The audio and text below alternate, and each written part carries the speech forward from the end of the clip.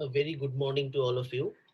On behalf of the organizing committee, I, Devobroto Bhadro, heartily welcome you to the two-day international webinar entitled COVID-19 Impact Preventive Measures.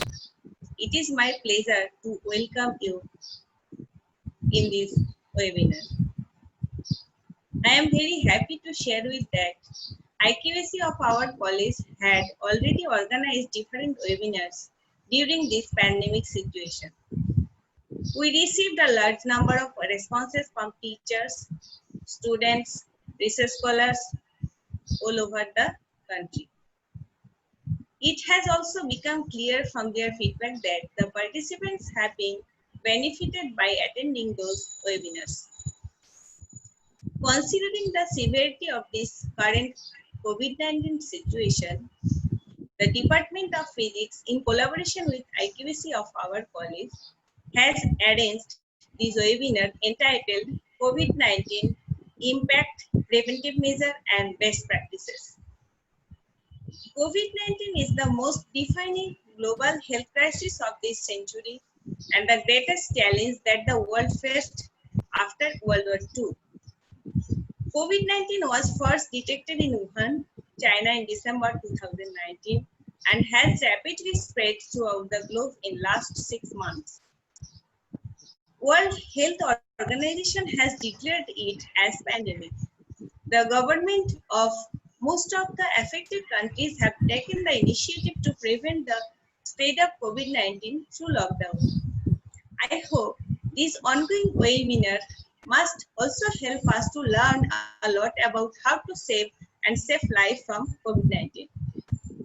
All of us aware about the fact that COVID-19 has affected badly in different sectors like business, health, economics, and as a whole economy of our country and world. It is the fact that the medicine and vaccine of COVID-19 are yet to invent. Scientists are continuously trying to achieve it. Several human trials are also going on in different countries. To highlight these issues, we have with us our learned scientists from different countries who will share their experiences and views in this webinar. Now I thank our Department of Physics for organizing such a webinar. A special thanks to the organizing committee and especially Dr. Bhadro for communicating with the speakers. I am thankful to our Vice Principal for supporting the webinar. I am grateful to Dr. Salam for technical assistance in the webinar. I think all of our participants will be benefited. I wish all success of the webinar. Thank you. Thank you, Dr. Dewan. I now request our Vice Principal, Dr. Sanjeev Kumar Das, to address the gathering. A very good morning and welcome to this 2 days international webinar on COVID-19 impact, preventive measures and best practices organized by the Department of Physics in association with the IQAC of Bhojpuri College. First of all, I express my gratitude to Professor Bashav Choudhury, sir, Honorable Vice Chancellor of West Bengal State University, for sparing his valuable time with us and his consent for the inaugural speech. And we are waiting for the direction and advice of Professor Choudhury to counter this critical situation. And we strongly believe that the affiliated colleges of West Bengal State University would be able to move on the right direction under the able leadership and guidance of our Honorable Vice Chancellor, sir. I express my gratitude to Professor Dhrubajyoti Chattopadhyay, Honorable Vice Chancellor of Sister Nivedita University, for giving his consent for the keynote lecture. And we are eagerly waiting for the valuable observation and comments from these profound academicians so that we may face the challenges in this pandemic period. And I express my heartiest thanks to Dr. Devobroto Bhadro for his dedication and efforts in organizing this webinar, and also grateful to all the teachers of the physics department for their contribution. And I am also grateful to Dr. Shamuli Dewan, the coordinator of IQAC, and all the members of the IQAC cell for their cooperation and assistance. I am grateful to Dr. Abdul Salam, Shiv Dinabandhu College, for his technical support in organizing this webinar. And in this 2 days webinar, 5 distinguished speakers will deliver their talks staying from different part of the world. And from the point of view of the scientists, they will enlighten us about the scenario that are being faced by the world and the roadmap to counter the COVID-19 situation. I express my gratitude to Dr. Nirmallo Dasgupta, Senior Researcher, Sanford Baumholm Privis Medical Discovery Institute, California, Dr. Shumita Goswami, Senior Researcher, Alma Science, Portugal, Dr. Ria Bosch, Postdoctoral Research Associate, University of Texas, Dr. Tanmoy Chakraborty, Postdoctoral Fellow, MRC Center for Medical Microbiology, University of Exeter, and Dr. Gargi Banerjee, Research Scientist, Yeshiva University, New York, for their valuable time sparing with us and sharing their views in this extraordinary situation.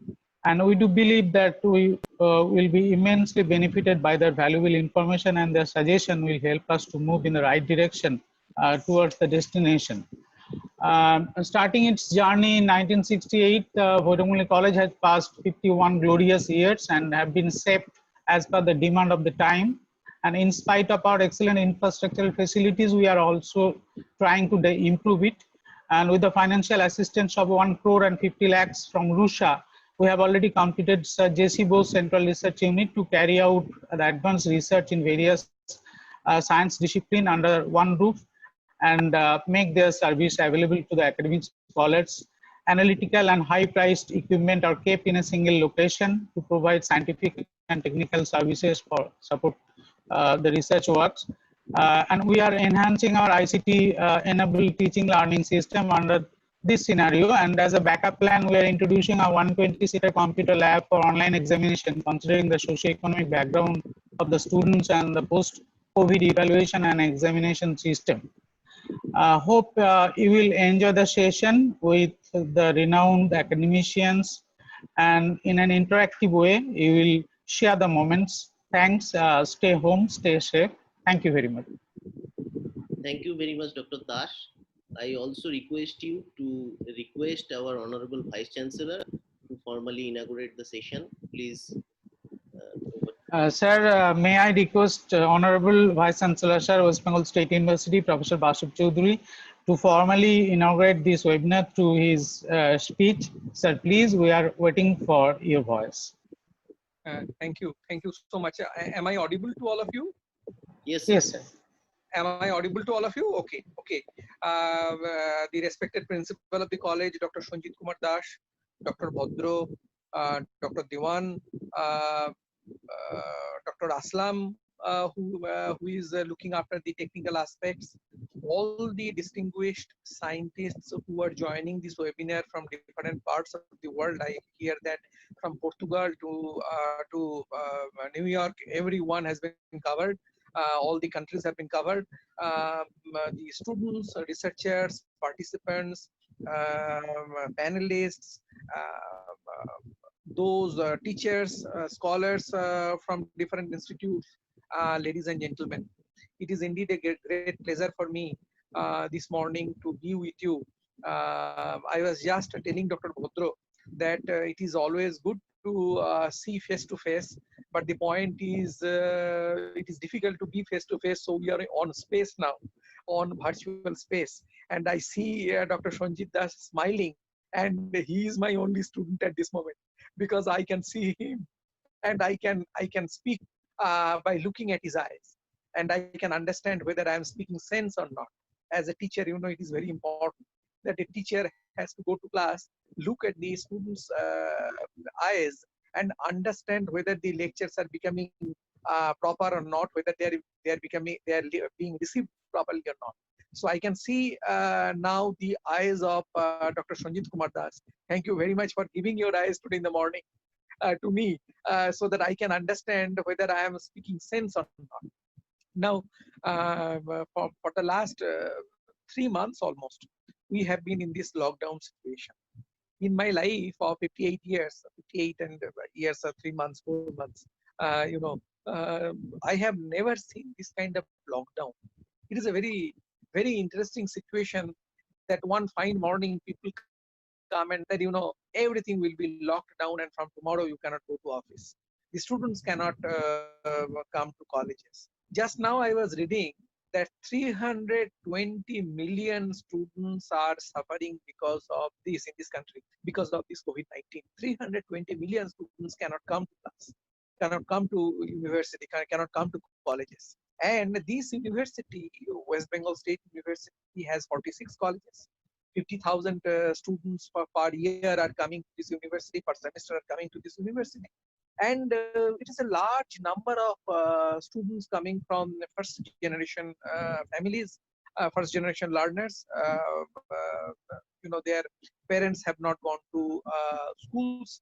So with these clientele, this university and the colleges are doing fabulous jobs.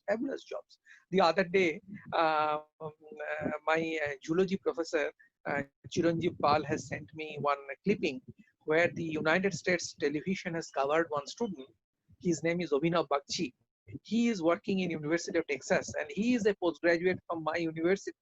And he is busy in preparing some vaccine along with his teachers. And the matter has come to television, United States television, and he has shared the clipping. So it is something great that from Barashat, one student is going far away to United States and working. It is not, it is not something like, a Calcutta student going to Bangalore. Think about the situation where a Bunga person is coming to Barashat, and this 20-kilometer or 30-kilometer or 40-kilometer journey is much larger as compared to the journey that we undertake when one goes from Calcutta to Bangalore or Calcutta to New York.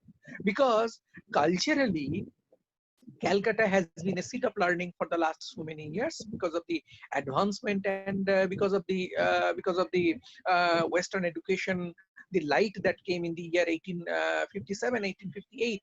Three universities were set up at that point of time: University of Calcutta, University of Bombay, and University of Madras. So from these cities, when people go to United States, and from Barashat, when someone goes to United States, it is something totally different. You cannot compare. It is on a different plane. So our colleges, this Bhairav Ganguly College, right, these colleges, they get a lot of students who are coming from first generation families who are coming to university. And this university is trying with the colleges. Colleges are our pillars. Colleges, there is no difference between a college teacher and a university teacher today, because college teachers also can undertake research. So in this situation, in this, what was happening, that everyday students were coming to colleges, the teachers were going to classes, there was face-to-face contact, and everything was happening without any problem. The principal was sitting in his office and was monitoring things in usual ways. There was no difference. Now, all on a sudden, everything became, stopped.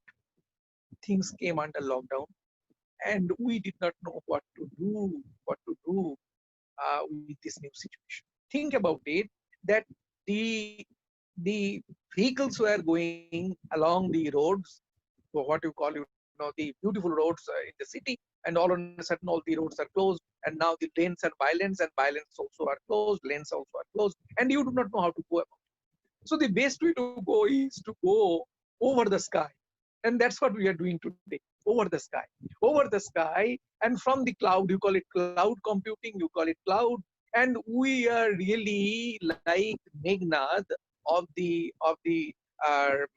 Ramayana fame. We are all Meghnads, and we are all fighting from behind the clouds, and we are working with the help of the cloud. We call it cloud computing. We do not know how those things are kept over there, stored over there, but we are moving in that direction. We have moved in that direction, and today the principal and the professor from New York and the professor from Portugal and the teacher scholar from other places, they are all joining on this virtual platform to discuss and deliberate on COVID-19 and the pandemic that has occurred. This pandemic is very interesting in the sense that it has not affected one country, it has affected all the countries, almost all the countries. It has affected United States, it has affected Europe, it has affected Western Europe, it has affected China, it has affected India, it has affected all the countries in different ways.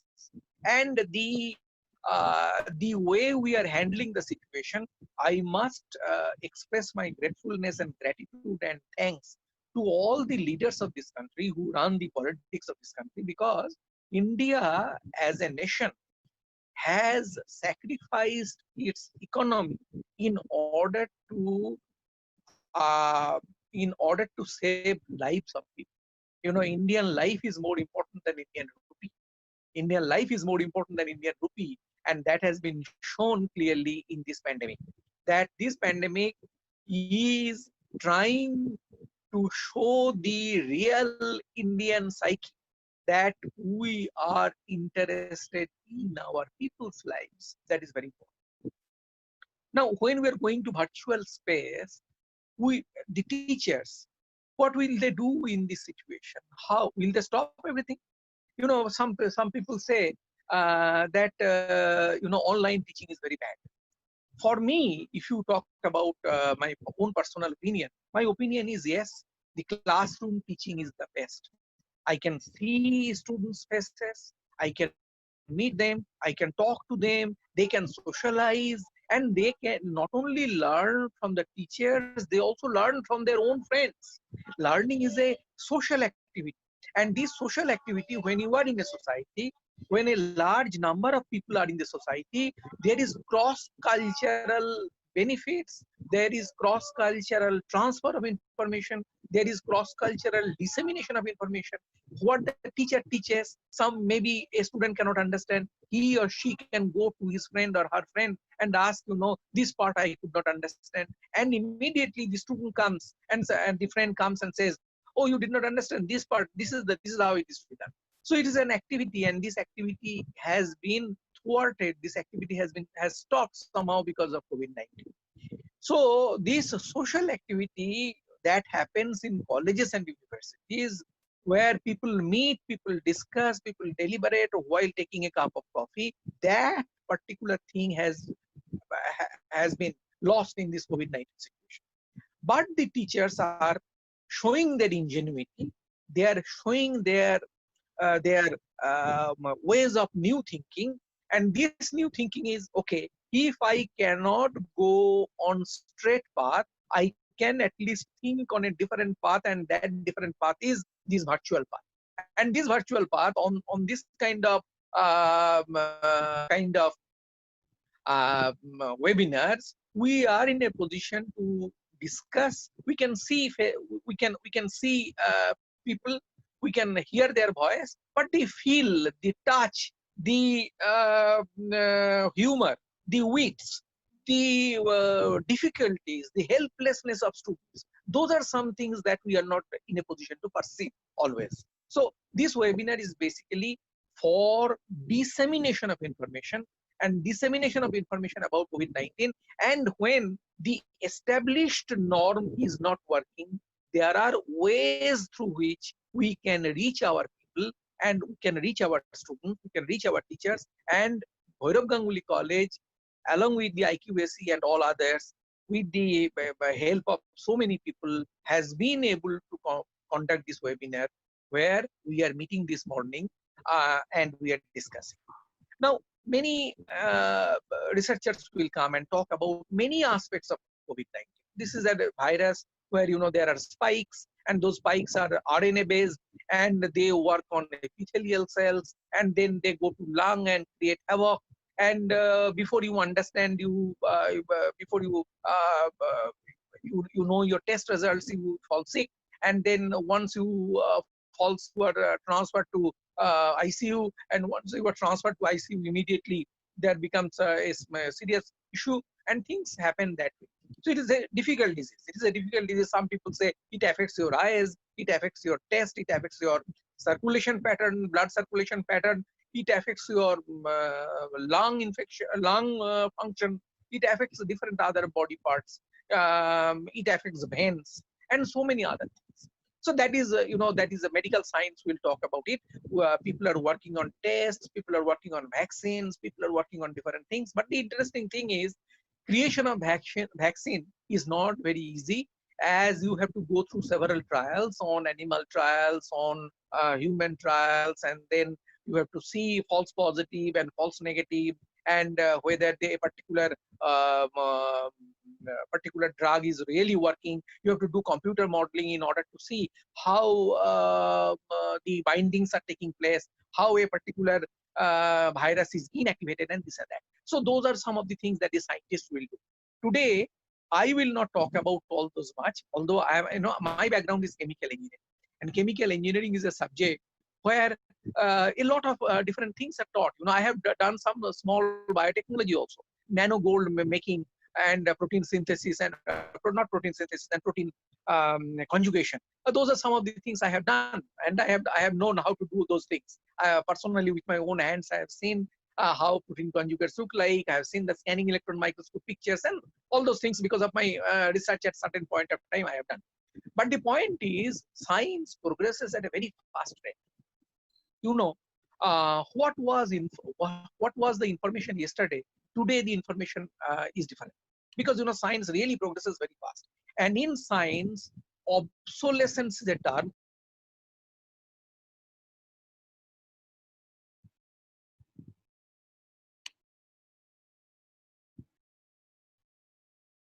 Today will not work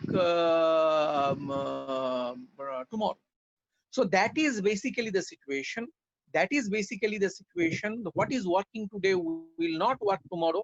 And in this situation, in this pandemic, in this kind of situation, we are not in a position to really know how things are happening. We really do not know how things will unfold in future. So we need to be careful. We need to understand. We need to appreciate these things. In this situation, this webinar is taking place. Many colleges are doing. Bhairav Ganguly College is also doing. And the purpose of the webinar is to inform people about the situation that we are going through.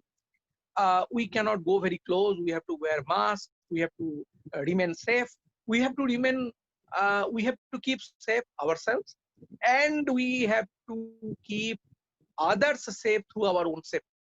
So through this own safety mechanism, we have to work in a fashion that we do not create problems for others. So this is something that one must know.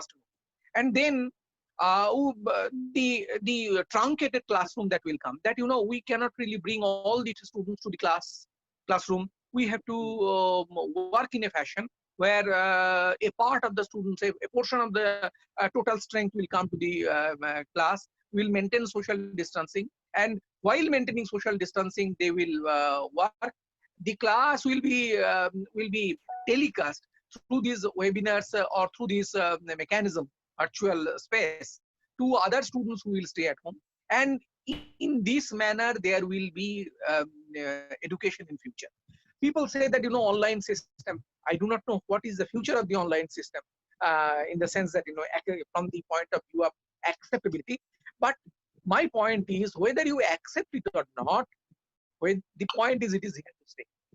It is not a question of acceptability. You have to accept because of safety reason that many people cannot come to classrooms. So COVID-19 has thrown a challenge to us. Yesterday I was reading somewhere that unless you fall, you do not get up. Unless you fall, you do not get up.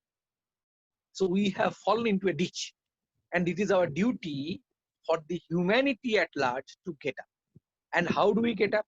We get up with our strength, we get up with our knowledge, we get up with our wisdom. This country has given us wisdom. India has given us wisdom. And what is that wisdom? That wisdom is, do not go, leave hope. Always be hopeful of the future, and always try to move on, continue moving on. There is, perseverance is a great thing that is necessary in research. And all the researchers who are working in different parts of the country, they are really looking for new ways, new opportunities, new techniques through which this COVID-19 can be stopped. We are in general impatient in the sense that we want the drug immediately. COVID-19 was not known. We want the drug immediately. And we always feel, and I personally also feel, that so much research is going on, why our scientists cannot bring out the drug immediately. is difficult to bring out the drug. But is now it is difficult to bring out the drug simply because bringing out the drug is not easy. It must be safe in all possible sense on human body. So the researchers and the medical practitioners and whoever is working, they are working on these drugs and on the subjects on whom they are being applied, and they are trying to come out. In the meantime, what will the students do? The students have to study at home. The students have to see the books. The students have to understand the syllabus. And COVID-19 has brought a situation where we are really going to learning centered experience rather than teaching centered experience. What is the meaning of learning centered experience? Learning centered experience is basically where the student has to appreciate whether he is or she is learning the subject or not, and then try in a way that they learn the subject properly.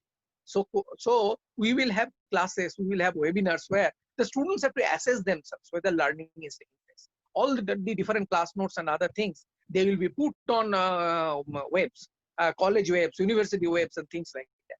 So we will see a large scale change in the way education is being imparted in this country and in other countries. So these are some of the different issues. Sociologically also, economically also, we are facing. There are many migrant laborers who are facing real problems. There are many other people who are facing real problems. Jobs are being cut because of lockdown. Economic situation in this country is being bad. Not only in this country, all over the world, things are becoming bad. So it is a depressing situation.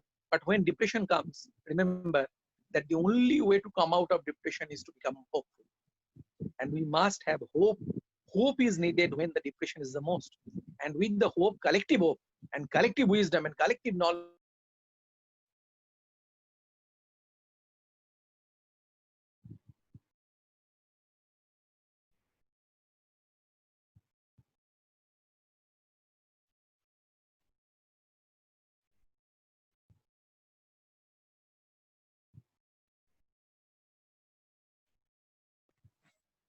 so can you hear me? Am I audible? Yes, sir. Dr. Bhadra? Yeah. Now you are audible. Yeah, because there was a telephone and I had to. So that is what it is. Basically, am I taking more time, Dr. Bhadra? Okay, you are. Tell me frankly. Be frank. No, actually, due to technical reason, we cannot start the technical session right now because YouTube live is not working. That's why some time is in your hand. So please carry on. Oh no, so another 5 minutes. Could I talk? Yeah. Okay, Dr. Bhadra.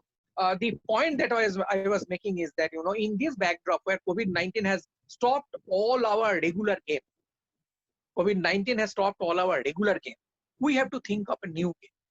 New game is basically through this virtual space. And how will one researcher do the work, without going to lab? It is time to do literature survey. It is time to do a little bit of writing.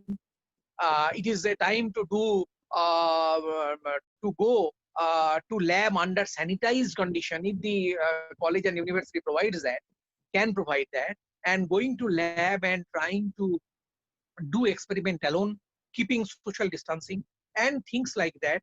And in this manner, it will be possible to overcome the problem that we have come to. It is indeed a problem in the sense that we do not have any experience. We have experience on influenza, we have experience on cholera, we have experience on SARS, acute respiratory syndrome, severe acute respiratory syndrome. We have some experience on MERS. And COVID-19 is very interesting that it does not increase the death rate, but it creates a lot of infection. And when infection is very large, then even asymptomatic carriers can create infection at your house. Asymptomatic carrier can create infection outside. So when all these things happen, asymptomatic carriers are going with COVID-19, and you do not know that you are affected with COVID-19, that particular thing is very dangerous. So about COVID, and then people say that there are 11 versions of COVID-19. I am not a biologist myself, so I do not know. I am reading, and my knowledge is based on sporadic reading. And sporadic reading, I am not very comfortable with, because unless one knows the subject very well, one should not speak. It is a great thing that Feynman said.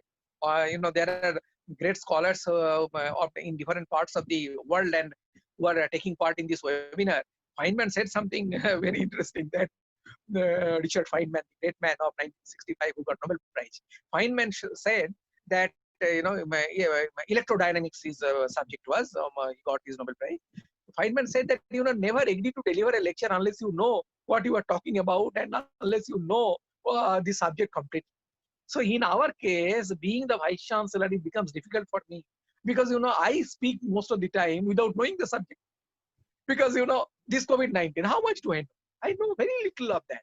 The person who is working in New York or Portugal, they know, they are reading the subject, they are seeing the structure, they are tweaking with the structure, they are seeing the structure on computer, they are rotating them, they are breaking the bond, they are making the bond, they are seeing how interaction is taking place with different drugs and ligands. And it is a good amount of work on which this whole thing is progressing. So that is what is important, that before you speak, you must be very thorough in the subject. So it is difficult to really speak on COVID-19 that way, the virus as such. But the pandemic that has taken place, I see the result over here, the impact of pandemic, that people have lost jobs, people cannot do their work, or rickshaw wallahs cannot, the persons who push vans, the persons who operate rickshaws, the persons who have small shops, they were closed for a long time. So how will they be able to continue their livelihood? So it is a situation, it is a difficult situation that all over the world we are in. So, taking everything together, let me summarize that Bhoirav Ganguly College is conducting a webinar on COVID-19 impact and how to get out of it. Now, COVID-19, all of us know what COVID-19 is. It is a virus and it has caused havoc. We know what it is and how it is affecting. So we must be careful about it. We must be careful ourselves. We must be safe ourselves, and we must also ensure safety of our neighbors, of our people, of our friends, and of those in whose contact we come. That is number one. Number two, how this pandemic has affected all of us. We are seeing how this pandemic has affected all of us, particularly our students. They cannot come to lecture hall. They cannot come to university. They cannot come to students. They cannot do any experiment. They cannot see any good movie. They cannot see their teachers' faces. They cannot discuss with the teachers. So that is something that has affected. What is the teacher doing? The teachers are not in a position to go to classrooms. So what are the teachers doing? Teachers are forced to think of new ways and new means to transmit knowledge to the students through this kind of webinar. And they are also bringing experts together to hear their voice and to understand their research and to understand how and when we can come out of it. We are in a situation of depression. Mental health is an issue. We are in a situation of depression. But remember one thing, that hope is the antidote to this depression. We must not lose hope, even in the most difficult circumstances, because hope keeps us alive. Hope keeps us going on. So we must keep our hopes alive. A lot of people are doing a lot of good work, and definitely there is light at the end of the tunnel. We must come out of this pandemic, and we must come out of this problem. So there are great people who will come after me. Respected Professor Dhruvajuti Chattopadhyay will come, who will deliver a lecture on biotechnology and things like that. Other researchers will come from different parts of the world. I am thanking them. I express my gratefulness to them, and my gratefulness to Dr. Bhadro, Dr. Diwan, Aslam Saab, and Sanjit, Dr. Sanjit Das, the Vice Principal, and the management and the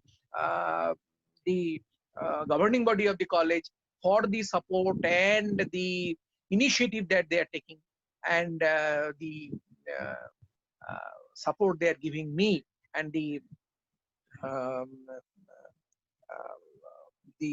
chance and opportunity they have made for me to deliver this lecture this morning. Thank you. I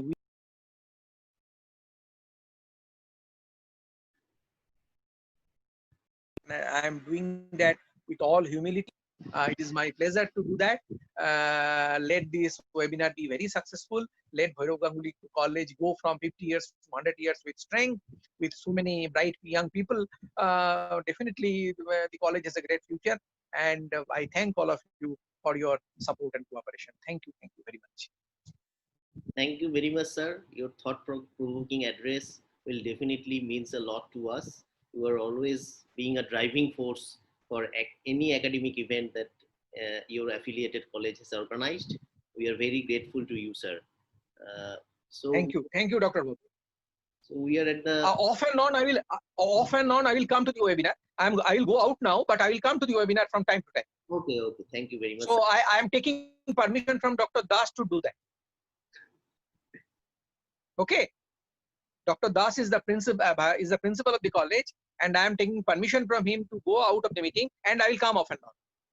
Thank you very much for your valuable time, sir, in spite of your very busy schedule. No, it is my pleasure. My pleasure. My pleasure. Thank you so much.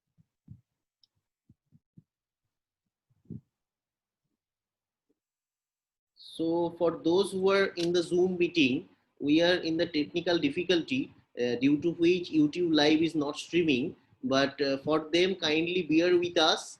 We are in our way to stream our first technical session in front of you. Only 100 participants who are able to see us in the inaugural session. We are definitely into it. And before Dr. Nirmallo Dasgupta starts speaking, we are into it, and we are due to technical difficulty, we are not streaming YouTube Live right now, but we are in the system for the last 5 to 10 minutes. We are coming, so kindly bear with us. Before Nirmallo Dasgupta starts speaking, we are trying hard to stream our Zoom live in the YouTube live. Kindly bear with us for the 5 to 10 minutes and we will be back soon.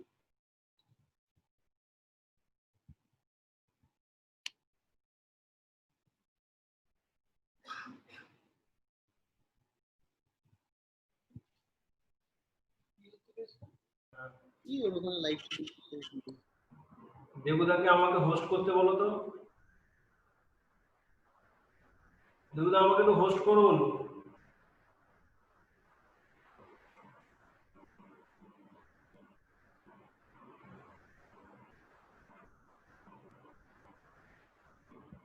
দেবুদা আমাকে একটু host করুন।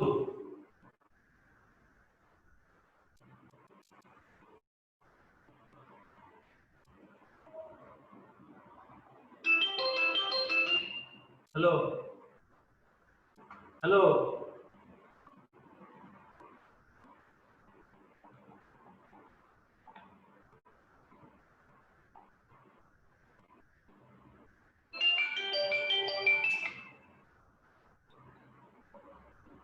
হ্যাঁ hello, আমাকে host করুন। আরে আপনি ওখানে গিয়ে রাইট ক্লিক করুন, আমারটাতে করুন, আমারটাতে মোড়ে যান, মোড়ে গিয়ে দেখুন হোস্ট আছে।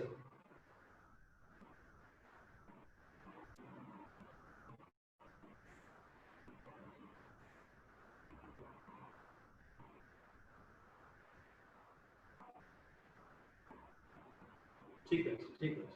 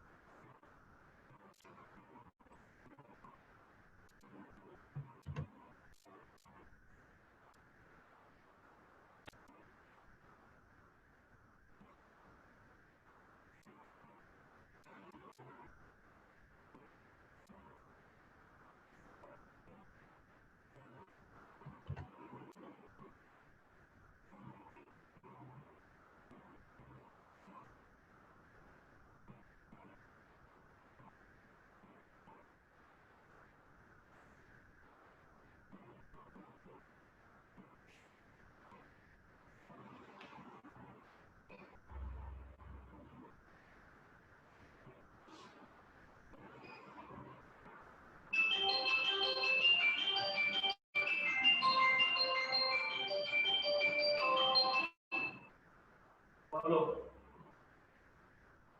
হ্যাঁ, ও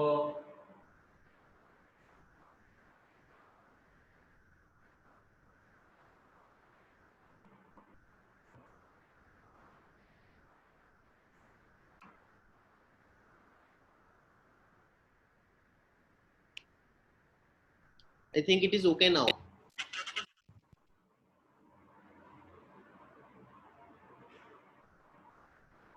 I think it is okay now, and YouTube Live is working.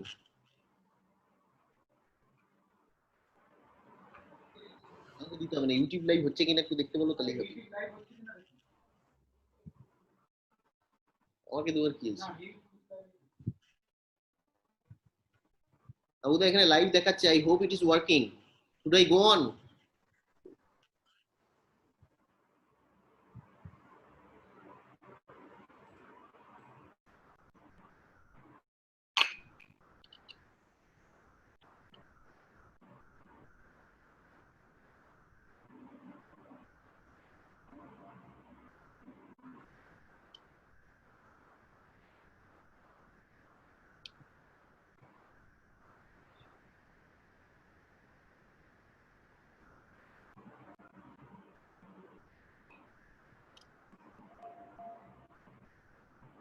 লাইভটা কি চলছে? তাহলে শুরু করে দিই নাকি? হ্যাঁ, আরে আবুদাকে মোবাইলটা একটু ইয়ে করতে রাখো, বন্ধ করো না।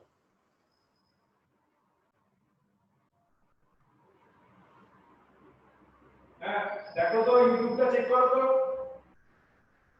হ্যাঁ হ্যাঁ, শুরু করো। আমার একটু প্রবলেম হবে, নেটওয়ার্ক একটু স্লো। আমি দেবুদাকে আবার হোস্ট করে দিচ্ছি, দেবুদাকে শুরু করতে বলবো। হ্যাঁ?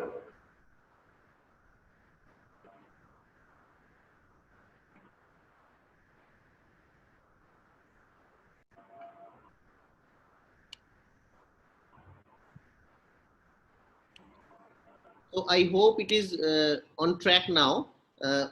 On behalf of the organizing committee, I really pardon from you due to our inaugural session is not being lived in the YouTube. But as the technical difficulty, as we have promised that from the first technical session it will be on. So let's move on to the first technical session where Dr. Nirmalu Dasgupta will deliver his first lecture. So let me introduce Dr. Dasgupta.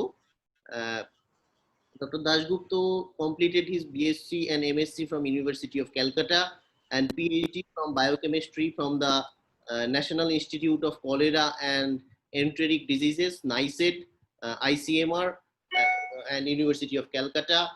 He has been awarded several fellowships like Glenn Foundation for Medical Research Postdoctoral Fellowship in Aging Research, ICMR Senior Research Fellowship, University Grants Commission Junior Research Fellowship. Several research experience and employment are as follows. He is now the postdoctoral fellow and principal investigator at Sanford Burnham Previs Medical Discovery Institute, San Diego, California, USA. And he was associated, as I mentioned, in the NICED ICMR. He is now working on the aging research. He has several research peer-reviewed publications in his name. And with this brief introduction, I now request Dr. Dasgupta, who is also the son of the soil, means where our college is situated. He is also from Belgoria. So with this short introduction, I will request Dr. Dasgupta to deliver his first lecture. Over to you, Dr. Dasgupta. Okay, thank you. Am I audible?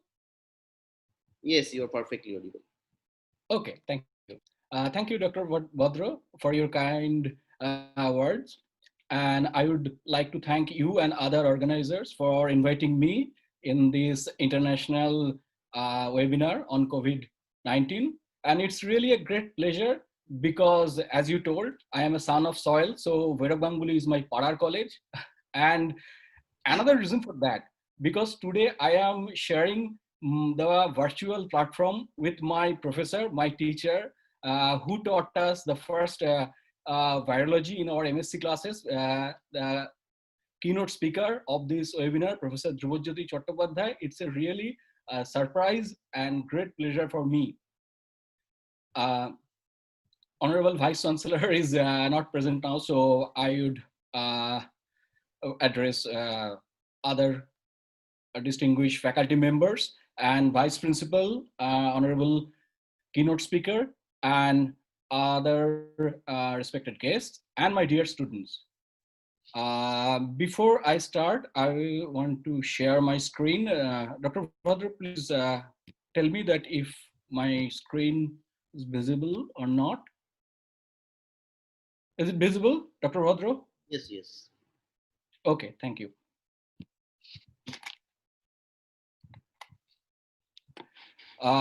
Because I'm the first speaker of this webinar, so I will try to introduce SARS-CoV-2 and COVID-19. I will touch different aspects briefly. I think that next speakers who will cover it more extensively and in depth.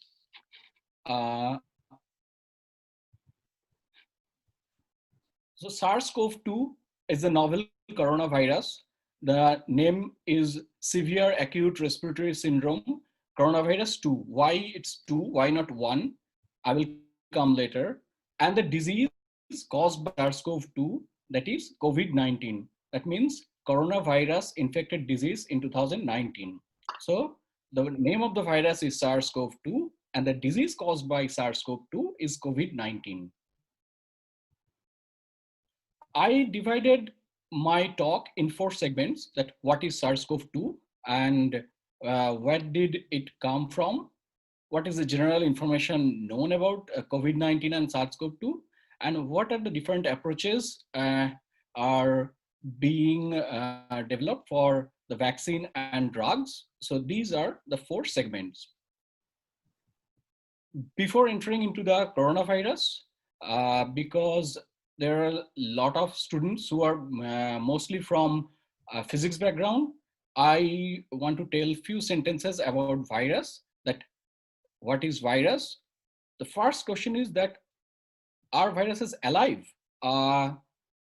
We can't say it's viruses are alive because virus doesn't have any cell. It doesn't have any active metabolism. It doesn't produce ATP. So we can't say virus is alive. Then can we say it's a non-living? But the argument should be that then virus somehow it reproduce. So you can't say it's non-living. But for virus reproduction, it need a living host cell. Without a host cell, it can't replicate. So after a long debate, now somehow there is a consensus that it is an intermediate stage between the living and non-living. So what is the definition of virus? That viruses are obligate intracellular parasites. That means it needs some host cell to multiply. And what is the genetic material of viruses? From bacteria is a living organism. So from bacteria to human, the genetic material is DNA, and it's double-stranded DNA. For virus, it can be DNA, it can be RNA, and it can be single strand and can be double stranded. You can follow my laser pointer. This is a double-stranded DNA, and this is the single-stranded DNA. So virus can have double-stranded DNA, double-stranded RNA, or single-stranded DNA, single-stranded RNA. So virus is an assembly of protein, nucleic acids, lipids, and carbohydrates. If you see that this is the genetic material of the viruses, and this is proteins. And most of the viruses, they have one lipid layer, which is called envelope. And few viruses which do not have this lipid layer, they are called naked virus. You can see several viruses, which is you heard about this, like rabies, herpes, pox virus, HIV, and this is the coronavirus. This is the deadly Ebola virus. Now coronavirus. Coronavirus has that envelope. So it is an envelope virus, and its genetic material is RNA, single-stranded RNA. So coronaviruses are a large family of envelope single-stranded RNA virus. And it is divided in 4 groups: alpha, beta, gamma, delta.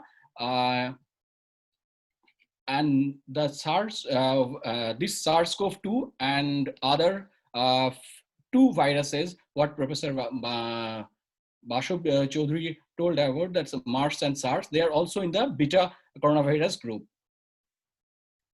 So this SARS-CoV-2 is not the first virus which caused that much morbidity and mortality.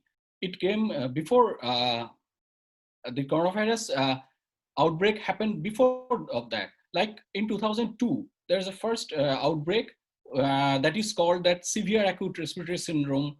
That's why it's 1. And the death rate is very high, like 10%. And then in 2013, it is Middle East respiratory syndrome, MERS-CoV-2. The death rate is far higher than 36%. Though the infection rate and spreading is less, so those didn't cause the pandemic, but for this SARS-CoV-2, the spreading is very high, and so it now become the global pandemic.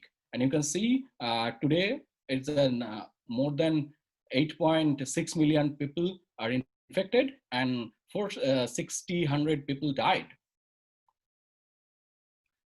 So what is why we call it as a coronavirus? Because in 1968, the scientists looked under the scope, electron microscope. They found the shape of this virus is like a solar corona. You can see today, because today is a solar eclipse. So this is like a crown, this solar corona. Because of this appearance, they named it as a coronavirus. Now we know that this corona is actually the spike protein. And this spike protein is very important for virus, because with this spike protein, they anchored our ACE2 receptor, which is angiotensin converting enzyme 2. They bind to the ACE2 receptor and fuse with the host membrane, and then enter to the cell. And after entering to our cell, they use their own RNA polymerase to replicate their RNA, and using the host machinery, they produce their structural proteins, and they assemble in our cell, and then a new virus is generated, and it infects other neighboring cells. Now, what's the origin of SARS-CoV-2? It is known that the bats are reservoir of many deadly viruses, and by the previous knowledge, people know that the SARS-CoV-1 and MERS-CoV both are originated from bat, where for SARS-CoV-1, the intermediate host was civet cat. In Bengali, that's called bhamberal, and for MERS-CoV, it was camel. So from bat through civet cat and camel, it infect human. So that's why scientists first look at the genome sequence of SARS-CoV-2 and the bat coronavirus. And they found that this is horseshoe bat. It is horseshoe because its mouth is like a horseshoe. That's why it's called horseshoe bat. And scientists found that the genome sequence of this SARS-CoV-2 is 96% similar with the horseshoe bat coronavirus. So scientists conclude that it again came from the virus. The origin is bat. And then what is the intermediate host? Then they found the pangolin coronavirus, the RBD of the pangolin coronavirus. RBD means the receptor binding domain, the domain which of spike protein, which is actually bind to the ACE2 receptor, that is highly similar, is 97% similar with pangolin coronavirus. So then scientists concluded that it actually originated from bat, and pangolin was the intermediate host. From them, it came to human. Now, how do coronaviruses get into humans? Because in the Wuhan seafood market, somehow these pangolins or other, maybe some other hosts, they are infected, and they maintain this wet market is very unhygienically, and so it is spreaded in them, and somehow who handle this pangolin, he or she, I don't know, that person got infected, and who consumed that meat of pangolin, they got infected, and that the reason for this outbreak. That outbreak started like this, to handling this meat, pangolin meat. Now the thing is that if you see the paper in 2013, 7 years ago, they mentioned that this coronavirus infection will come again and it possibly escalate. And we are in that, after 7 years, we can see that it is escalate, and it kill almost 500,000 people. And why the reason? Because in the last, they also wrote that last 100 years, our population growth is so high that too much encroachment of the wildlife habitat and deforestation. So if you look at this left-hand figure, there is no intersection between the bat territory and human territory. But now bat needs their shelter, bats need food. So they are also coming to human territory, and human territory also increased, and their domestic animal territory, that is also increased. So there is a large intersection of these three. So maybe the SARS-CoV-2 is not the last. Maybe after a few years we can see SARS-CoV-3. It is also possible. And bat can carry many deadly viruses, and like the Ebola, Nipah, Hendra, SARS, all came from bat. And that is a very interesting question, that how do bats carry so many deadly viruses? That is actually a different topic and can be used as a separate talk. So if you are interested, I will give a talk in Ashutosh College on that. A date has not been fixed yet. That's my fault, because I didn't tell him when I can deliver that, because I wrote one article on that in Desh Patrika on 2nd May 2020 edition. That is, I wrote it. I tried to write it in very lucid manner for everyone. So if you are interested, you can read that, or you can attend that seminar. Now, I don't want to demonize bats, because bats are our friend, not our enemy. And they are the natural pest control. They can consume millions of bugs at a night, and they can help in pollinate plants, and they disperse the seed so rainforest can grow. And bats, we can't say that bats are the only reservoir. We don't know which wildlife is also reservoir some other deadly viruses. So we have to reduce deforestation. We have to reduce our encroachment to their habitat. That's why we can save us. Demonizing bat is not the solution, and killing the bat is not the solution. Now I will go for COVID-19 timeline.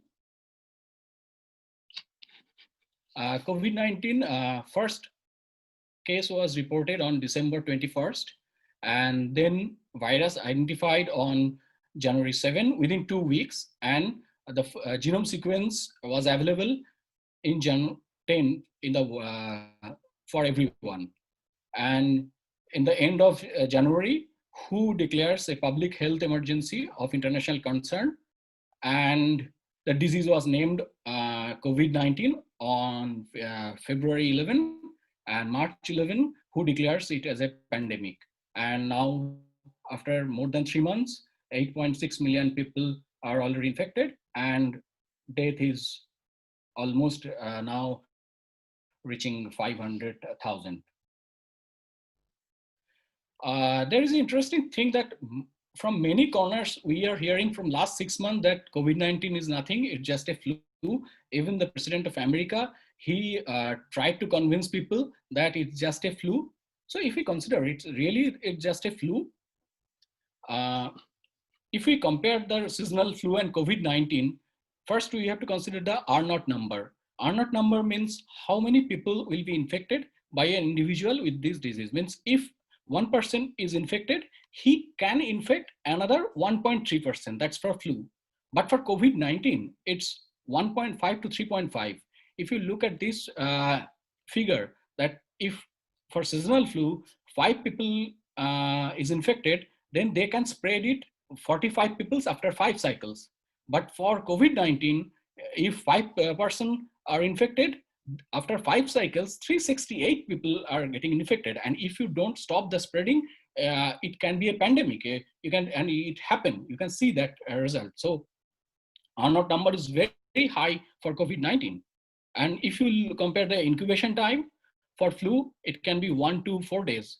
But for COVID-19, it is 1 to 14 days and maybe 21 days. I heard about that 1 month people are suffering from COVID-19.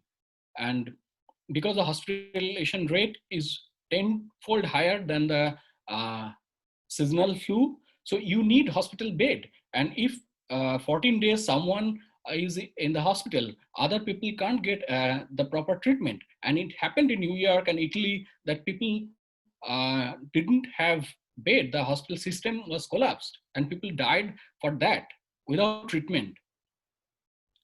And the fatality rate is 0.1% or less. For COVID-19, now it's the pandemic is going on, and because of the asymptomatic carrier, we don't know what is the actual rate, but it is estimated it's close to 1%. So from this comparison, we can't say that the COVID-19 is just a flu. It's not just a flu. We should be more focused, should be more concerned about this COVID-19. Now, if we think that how deadly is SARS-CoV-2, if you look at the x-axis, it is people infected by each sick person, means higher means the infectivity rate is higher, and this y-axis is fatality rate. You can see the Ebola, where the fatality rates are 50%, and the bird flu, smallpox, Spanish flu, the infectivity is very high, but the spreading was less. But if you see the measles, chickenpox, the mortality is very less, though they are highly contagious. We don't have a virus here. If we have a virus here, then the maybe world population will be dying in few months. But it is not possible because it is against the virus evolution. Virus needs some host. If it kills the host, then it can't propagate and it can't multiply. So you can see the deadly viruses, infectivity of the deadly viruses is less. Now this SARS-CoV-2, because still the pandemic is going on, we don't know properly the number. You can see the region where it is in between of, like it is, the spreading rate is like 3.5 and the death rate is like a median of 1%. Now, there is another controversy and conspiracy theory that it's a lab made. So I would tell that it is very difficult to make it lab, which is all this property that which can spread fast and kill many patients.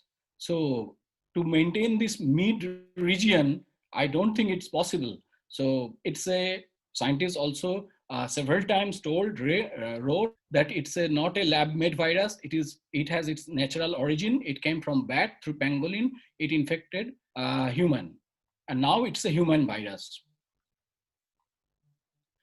There is a very interesting paper came last week that the small population, but I think it is very important to know because the epidemiologist estimation is supported by this data. If you see that there is a cruise which was going to Antarctica. They started their voyage on mid-March, and there were this many passengers and crew, like 2027, and nobody had no symptoms on COVID-19. but after a few days, one patient showed a symptom, and eventually the 60%, 59% of the passengers and crew got infected with the COVID-19. And surprisingly, this 81% of these 128 people are asymptomatic, which is always being talked that the more are the asymptomatic than the symptomatic, and 19% was symptomatic. And among this 19%, 6% need hospitalization, 50% of them need ventilation, and 1% died. That means almost 1%. So this estimation, I think it's very close to the estimation which are already discussed several times, that 80% people are asymptomatic. So we don't know that who are asymptomatic. So we need to be careful, because you can say that the death rate is very high in old people, but there is a 20% overall hospitalization rate for younger people too. And if we don't have enough bed, it can be fatal, because maybe you need some oxygen, but you can't give that oxygen. That's why a person can die. Now, I will tell about the vaccines, what the different approaches are going on.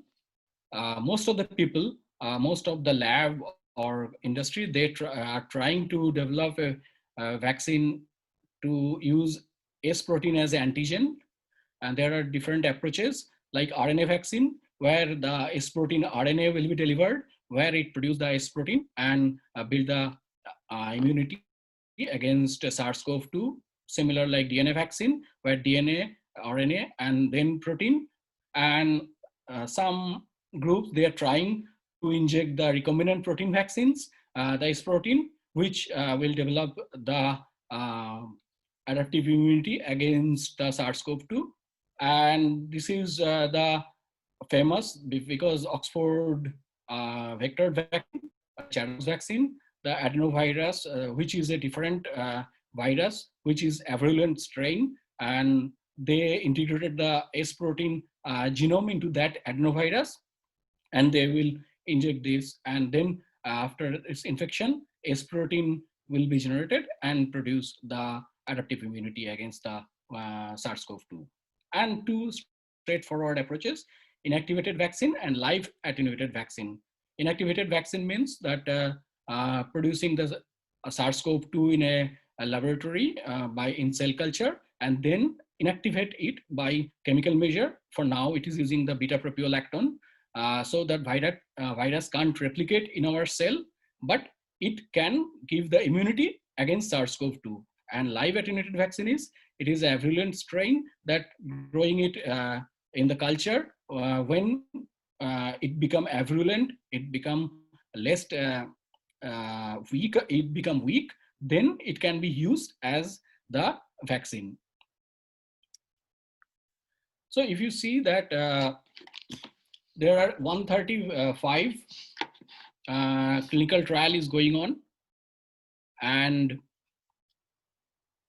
now 125 in the preclinical stage, 7 is phase 1, 7 are in phase 2, and 2 are in phase 3, and still now we don't have any approval for the actual vaccine. So all this platform has their own advantages and disadvantages. Like for RNA vaccine and DNA vaccines, the production is very fast. It can be produced rapidly. But the thing is, this platform is not used earlier, so we don't know the safety. So safety measures should be taken, and that would take time. For recombinant S vaccine, it is slow, but it is already established. It was used, these approaches. But for a global level production, it need time. For viral vector-based vaccine, which is by University of Oxford and other industry and institute, that is also some advantages of that it is not using any infectious virus, but it can happen that the virus actually being used, that can affect somehow the immunity. It is possible. So we have to, scientists have to look at that. And there are two straightforward approaches like live attenuated vaccine and inactivated vaccine. The problem with this is that we need time to make the virus when it become virulent. So it will take time. You are growing, and you have to take a lot of time for the extensive safety measures. And for inactivated vaccine, the disadvantage is that you have to culture a lot of infectious virus particle, and that's the disadvantage of this inactivated vaccine approach. But both are approaches are very straightforward. And one thing I should mention, that Serum Institute of India, they are also trying to develop the vaccine. They are using that live attenuated vaccine approach. So it would be very good that if we have that vaccine from our own country for us, it would be cheaper. Let's hope for the best. And we should wish Serum Institute their success. Now the drug targets, I would not mention the other drug targets because those are already failed. So it's a wastage of time to discuss about those. Two type of drugs now in clinical trial. One is that TMPRSS2. This is the protein which facilitates the binding of ACE2 receptor and S protein.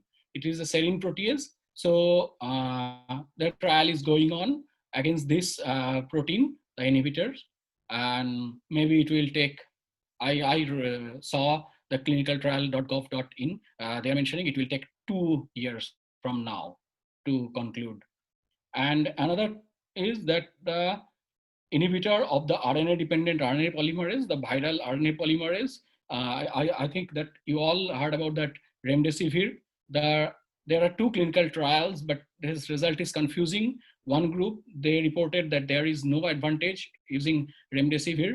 Another group, they are telling that it reduces the hospitalization period, like 14 days to 11 days. But I think we can't conclude right now. We have to wait for more number of the patients and the result. So these 2 approaches are going on. Now you can ask that what are we doing, means our institute. First, I need to clarify that I am not in this group, but I am presenting as an institute person, as an employee. You saw that the production of a vaccine could take 12 to 18 months or more, because there is phase 1, phase 2, phase 3 clinical trials. Then you need license, you need to register it for global production, administration. It will take time. And for if you start from a new drug, you design a new drug, you synthesize that for safety, efficacy, any new drug, they usually requires 10 to 17 years. So we can't wait for that. So what we are doing, we are repositioning the clinically evaluated drugs. Means the drugs which are already FDA approved, or it is using in clinical trials or preclinical trials for other diseases. We are testing these 13,000 drugs. We have already screened those drugs. What is the approach? That we infected the green monkey kidney cell, VERO-E6 cell, with these viruses, and we saw, this is called the cytopathic effect. If virus replicate within the cell, it kills the cells, which is called cytopathic effect. And we measure the cytopathic effect in presence of this compound, that if this compound, some of those inhibit the virus replication, cell would not die, it will be alive. So we measure the ATP of these cells, because ATP is the marker of that cells are alive, and we screen very fast these 30,000 compounds. And we found that 30 molecules which have these antiviral activities against SARS-CoV-2, and 4 of them are FDA approved.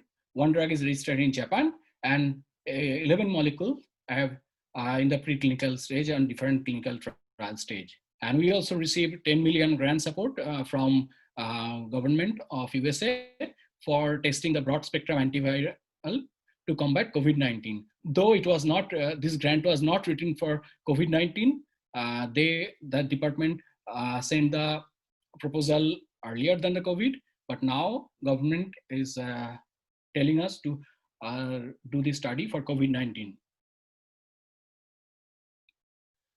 Now lockdown is over and we are listening the term herd immunity. Herd means a large population of animals. That means herd. The concept of the herd immunity is that if a large population is infected or vaccinated, so the rest of the population is protected from this virus, because the infected or vaccinated people, they stop the chain of the infection, so rest of the population is also protected. So virus is disappeared from the environment eventually. But there is a new paper, according to their estimation, that you need at least 67% of people get infected and from the SARS-CoV-2, then you can establish the herd immunity. So where we stand now, if you see that the New York City, a number of death and infection you heard about, but see, still it is only 20% the infection. London, it is also 17%. Sweden, the Sweden was advocating for the herd immunity from the day one, but still in Stockholm, it's only 7.3% infection. And Wuhan, the epicenter of the SARS-CoV-2, still there is only 10% people are infected. So we are far from the herd immunity. And if you consider the stat, still only for today's point of view, it is only 0.11% of the world population is infected. And if we need herd immunity, we have to infect it's 5 billion people, which is, we are far from that. So I would tell that herd immunity is very difficult for now. We don't have vaccine. We don't have any drug. So just take precautions, protect yourself and other from COVID-19, and clean your hands often, avoid close contacts, stay home if you are sick, cover cough and sneeze, and wear face mask. Face mask will really help you to, not only you, it will protect your other person from you. So everyone should use the mask and stay home. I know it's not possible because I have to also go to my institute, but reduce the as possible as you can going outside. So that is all from me. Thank you. This is one of the building of our institute. I would like to thank again to the Debabrata and other organizers. And now I am ready to take the questions.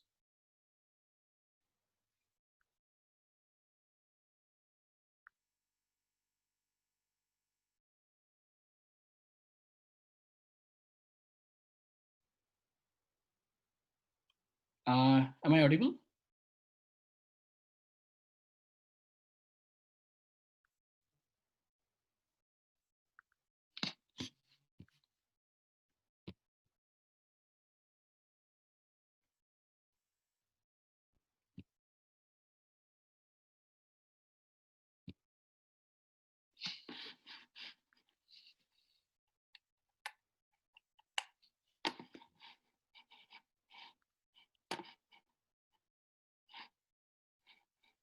Am I audible?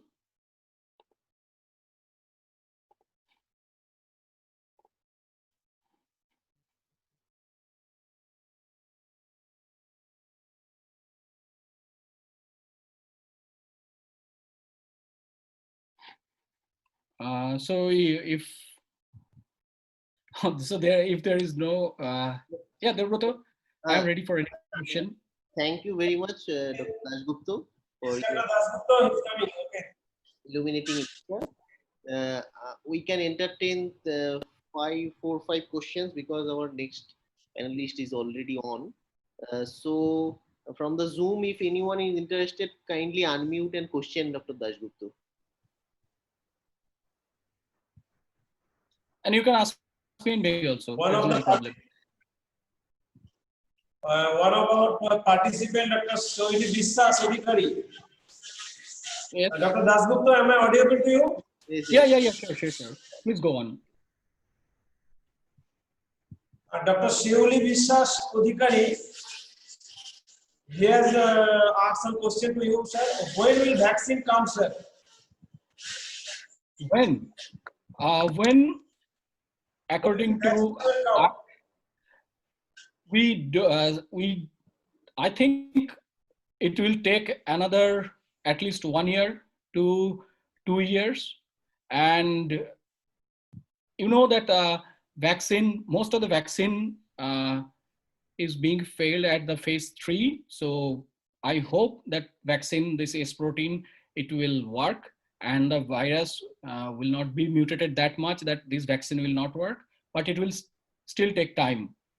I know that many companies and the institute, they are claiming that they are very soon they will deliver the vaccine, but I don't think that's possible. I talk many people, the virologists and the vaccine persons in our institute, so they even personally they are telling that maybe it will take 3 years.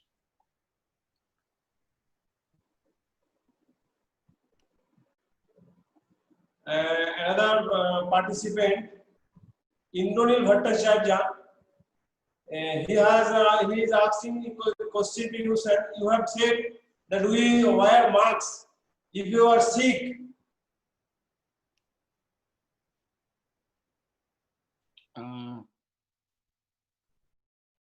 Your voice is broken now. Am I audible, Nirmaloda? Yeah, you are audible. So the next question is from Sandeep. Will herd immunity will work for India? As I told that you need at least 60% of the population getting infected or getting vaccinated. Without vaccine, without drug, it will be very risky affair because if 60% population need to be infected, the hospital system will be collapsed, and I don't know. It's very tricky question, and we don't have any answer for that because now only still 0.11% people are infected. So the next question is from Ritik Sarkar. How much helpful are anti-inflammatory drugs? Can it really help to reduce the load on the health system? Actually, virus doesn't kill us. It is told our immune system kills us.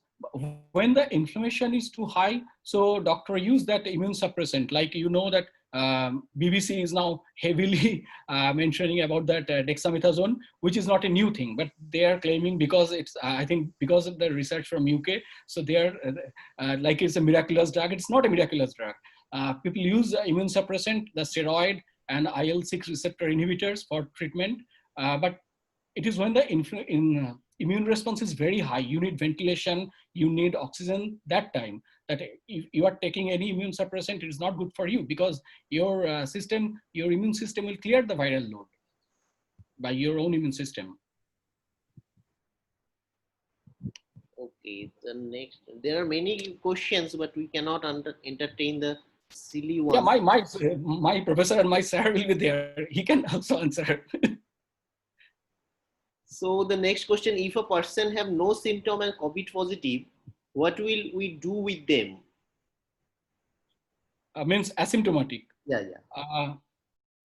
We don't know because even the asymptomatic patient, we don't know, means like he already had the disease. Now, if you are doing the qPCR, you will not get the virus. You can't detect the virus. But if you detect the antibody of IgG or IgM, IgA, then you can tell that this person was infected and now he is immune. Probably he's human. We don't have enough evidence that we can say that one's infection that is make you immune, but theoretically it would be. Okay, the next question is from the zoology professor of our college, Dr. Saurabh Som. Where does coronavirus stand in David Baltimore's classification scheme of viruses? I really don't know. My sir can tell this. So the next question, apart from maintaining hand hygiene, what else can people do to protect themselves? Wear face mask, because initially who told us that face mask will not work, but it is now reported everywhere that face mask will work. You can see there a report that from Italy that some doctors, they are claiming that this virus is different than 2 months before, but it is not like that. Who is telling that because the viral load is less because of use of face mask, because the first inoculum of virus that is will define your disease. If the viral load is less, then your symptom will be less, and it can be cleared by your immune system. So it will reduce your viral load and it will spreading will be lower. So use face mask religiously. And wash your hand, and when you are outside, avoid touch the surfaces, because SARS-CoV-2 is virulent on and it can infect from the surfaces. It's 3 days, even 3 days, it can survive on the surface. So another tricky question, in your presentation, you told that this virus has come from bat and mongolid. Simultaneously, you were telling bat is not our enemy. So how is it possible?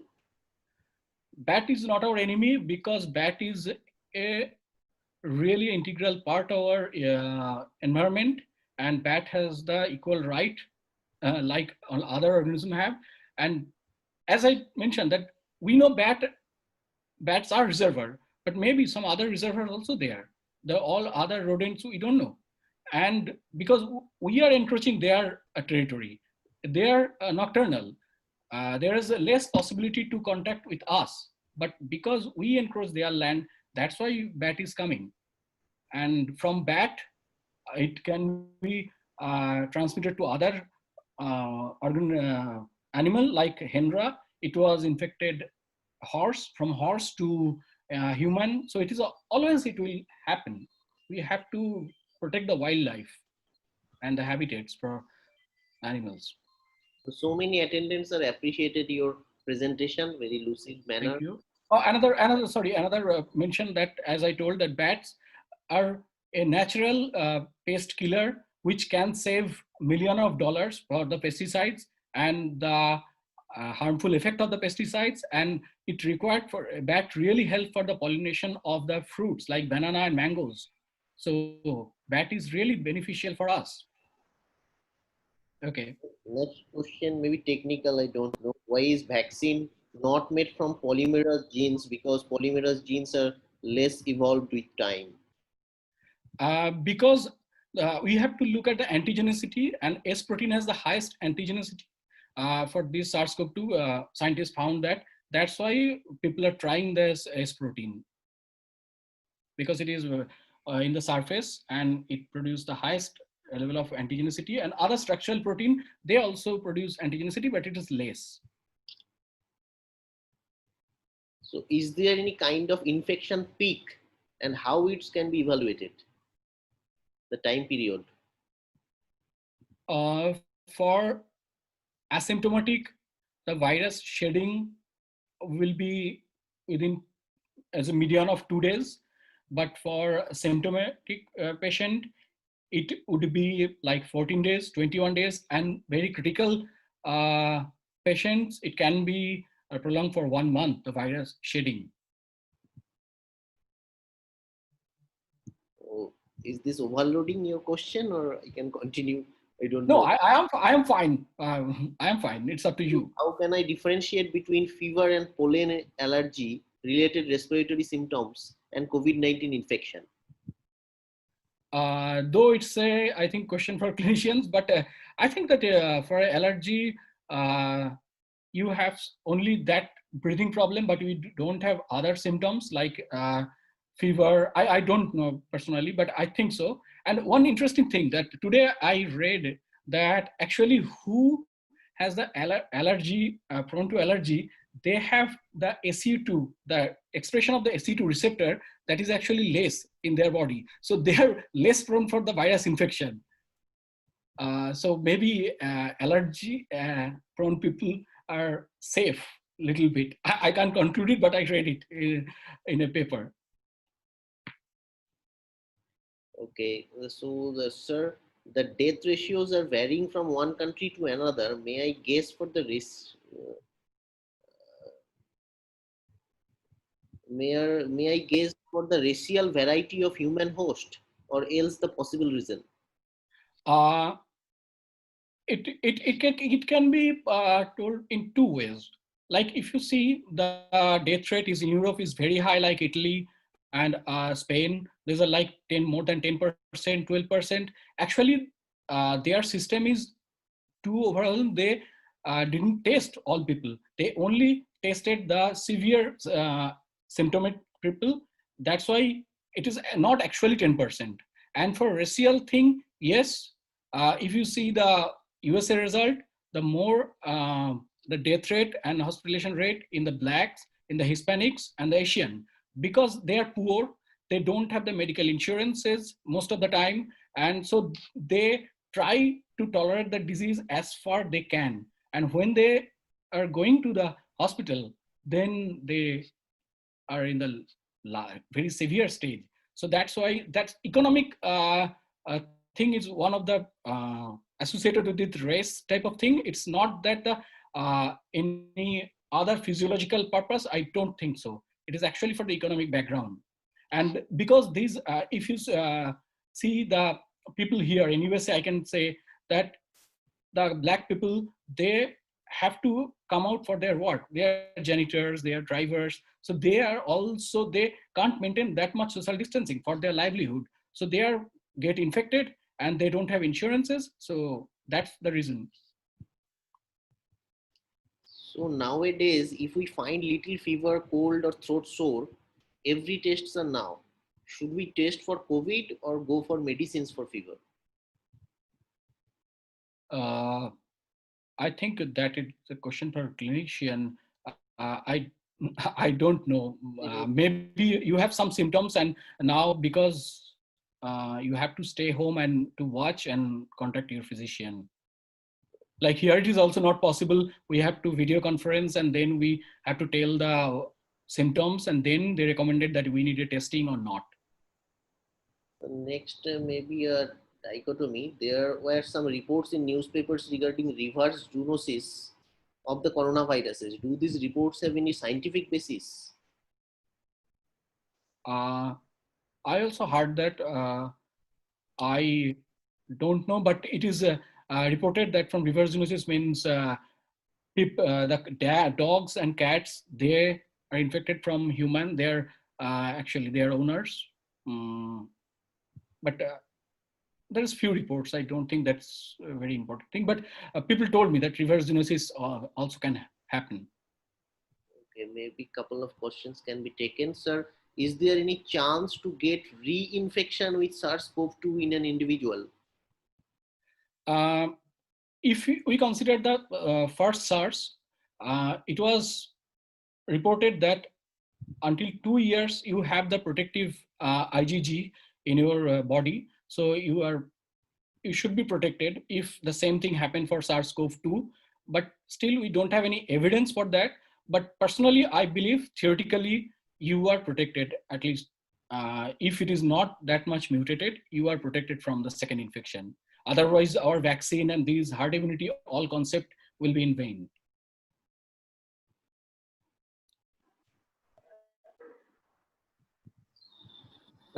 Dr. Bhadro? Yeah. Where the coronavirus can be alive or not alive? There is a long-term debate. The virus is either is a living material or non-living, but now there is a consensus that it is an intermediate virus. Means not for coronavirus, all viruses, they are intermediate between living and non-living, because they don't have any cell, they don't have any metabolism, they can't produce ATP. They can only multiply, but that multiplication also needs some host cell. They can't do it their own. They use the host machinery for their multiplication. Can asymptomatic individuals infect others? WHO seems to be experiencing division of opinion about this. Yeah, they confuse people. If it is in the first few days, like it is a median of their viral shedding is 2-3 days, in that time they can infect, but you don't know when they are actually they have this these viruses with them, because it's asymptomatic. Maybe today you are not shedding, tomorrow you will shed the viruses. So that is very difficult to say, to detect that who is asymptomatic and when he is shedding the viruses to the environment. That's why you need mask. It is not protect yourself, actually protect others. So enough questions are being entertained. So we have come to the... Dr. Dasgupta, Yes, Dr. Salami. I have one question, one or two questions. Yes, please. In case of higher education institute like college or universities, you know that there are canteen facilities are there and common bathroom facilities are there also. So how the students or faculty members should take the precautions and sanitization frequencies are required for that particular situation in the higher education institute? It is reported that although that SARS-CoV-2 can be our intestine, but there is no report that it can be transmitted through our stool. So that is one thing. And for personal hygiene, that if you touch something, you are carrying the virus and you are touching some surfaces, and again other people touch that surface, so it can happen that you are getting infected. So wash your hand as much as you can, and don't your mouth. Sanitization is required on a frequent basis. Sanitization, and sanitize all of surfaces. That is also required. Using the bleach. Bleach can destroy the virus particles. Using bleach, that will help. And do you think that tree plantation reduces the chance of this infection of coronaviruses in the higher education institute? What is the basis of that? I don't know. Why are you asking that? Tell me. It's an interesting question, though. Tree plantation in the institute area. No, I mean how tree plantation is very good thing. I always encourage that. But why are you asking? Means did you read something like that tree plantation can help? I don't know. In another literature I was reading in a particular journal, there is some questions on that particular topic that tree plantation may reduce the chance of the spread of infection through this virus. I am not sure about that, but yeah, I always encourage that concept, that plant as you can. Another question, do you suggest vitamin C and zinc to fight? Here people are suggesting, and I can show, this is the vitamin C I am taking. I don't know, but it is reported that vitamin C can increase your lung function, and here doctor is recommending to take vitamin D and vitamin C. So I am also taking vitamin D and vitamin C. And for zinc, zinc is also known for other diseases, that if you administer zinc, it can induce boost your immune system. Though I have little doubt about that boosting immune system, because in our immunology books, I didn't read about that term, the boosting. Is it a commercial term or really scientific term? I have doubt. I don't know. But yeah, zinc used for other diseases too, and it has been reported for good clinical outcome. So maybe the last question, today there is an article in the newspaper that antibody of COVID-2 can be functional only for 2-3 months, and the same person can be affected after that. How far it is true? I didn't see the report. If it's so, then it is really a problem, because for SARS-CoV-1, it was IgG was for 2 years, 720 days. If it is less than that, it is unfortunate. But I think that if we have infected once, it will generate the our adaptive immune system, and it activate our B cell, T cells, so it can clear the virus. Because otherwise, why you should develop the vaccine? Same thing can happen for vaccines. That vaccine. So I think we should be hopeful for that. When not with that much pessimist. Okay, let me introduce you to our Vice Principal, Dr. Sanjit Kumar Das. Hello, Dr. I would like to Thanks. request Dr. Das to conclude the session with thanksgiving to the speaker, because we are.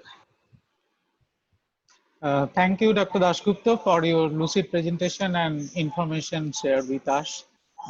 Hope we will meet, will come here. And Yeah, sure.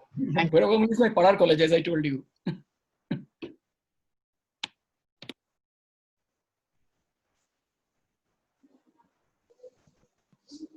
Sir, your voice is broken. I couldn't hear. Hello. Now you are able. When you will come home, we'll meet. And apnar Padar college, apnar nemontorno roilo. Thank you. Thank you very much. Thank you for your presentation. And congratulations for organizing this beautiful webinar. Friends, thank you. Okay. So, Dr. Dasgupta, thank you very much once again for accepting our invitation. Thank you. The next session is from your sir, our I am eager. Sir, Dr. Dhruwajyoti Chattopadhyay. He will be joining us shortly. And I'm happy to introduce with sir. Join. Please ask sir to join. হ্যাঁ, আমার সাথে কথা হয়েছে, sir join করছেন এক্ষুনি। ও sir ছিলেন না আমার টকে, ম্যাডাম স্যার ছিলেন। প্রথম দিকটা ছিলেন, তারপরে বেরিয়ে গিয়েছিলেন।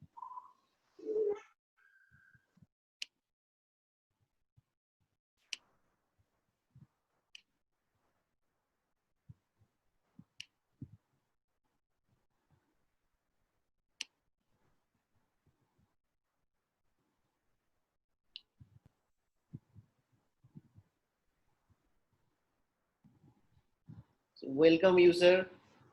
Greetings from Bhairav Ganguly College. Hello. Hello. Namaskar. Namaskar. Could you hear me? Could you hear me? Yes, sir. Okay. So before we go into the introduction of Professor Chattopadhyay, may I now request our Vice Principal, Dr. Sanjit Kumar Das, to welcome you on behalf of our college. Sir, good morning and welcome to this today's webinar. And as a keynote speaker, you have concentrated us. That's our pleasure.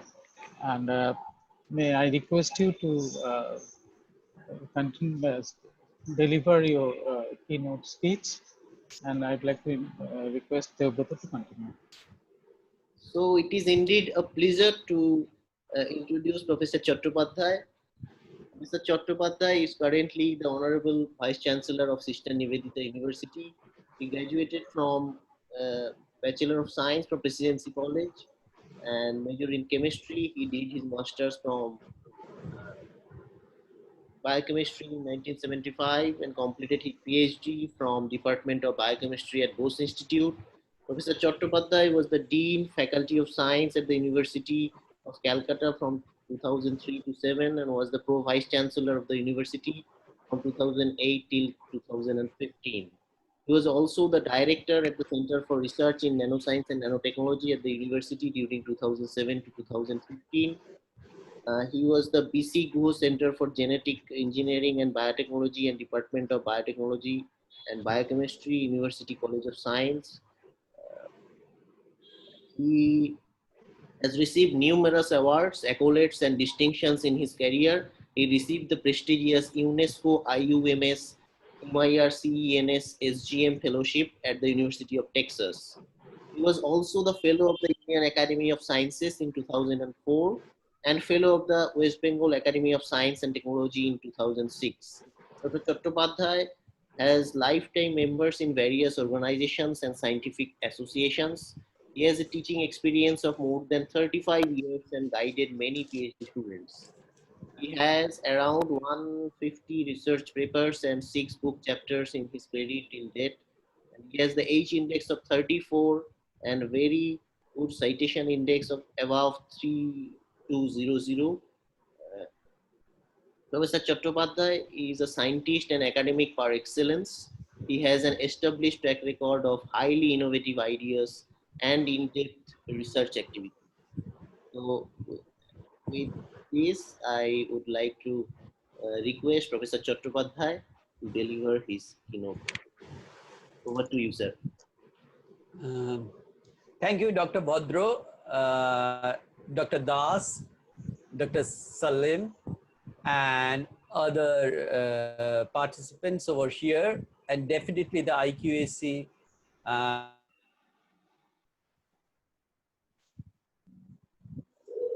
Very good opportunity for me to be present in a lecture which started with one of my very good student, Nirmaldo. And when Nirmaldo showed his introduction slide, I find what else I am going to tell. So I said, Debabrata, what I am going to say, because he is covering most of the things what I plan to say. So let me try and move a little bit out of what Nirmaldo mentioned to you. So though I'm going to show my slides, I should skip most of the slides. All right. Now, I really appreciate the people over here, the faculty members, and particularly the Department of Physics for, I shall request you when I shall go through the slides, okay? So that is one of the most important thing. Now this is a picture of my first slide. You know, while the onset of COVID-19 has jolted the world vis-a-vis our country, as well as it has been a continuous process of protecting its citizens and ensuring that essential items are available seamlessly, learning, as we all know, can never stop. And this COVID-19 lockdown actually given us a lot of different other opportunities. And one of the most important opportunity I got it, that after a long period of time, I could be able to go through large number of articles, large number of scientific interactions. And all these things are possible because now we have the time to get and interact with many other people globally. So the whole world is now together.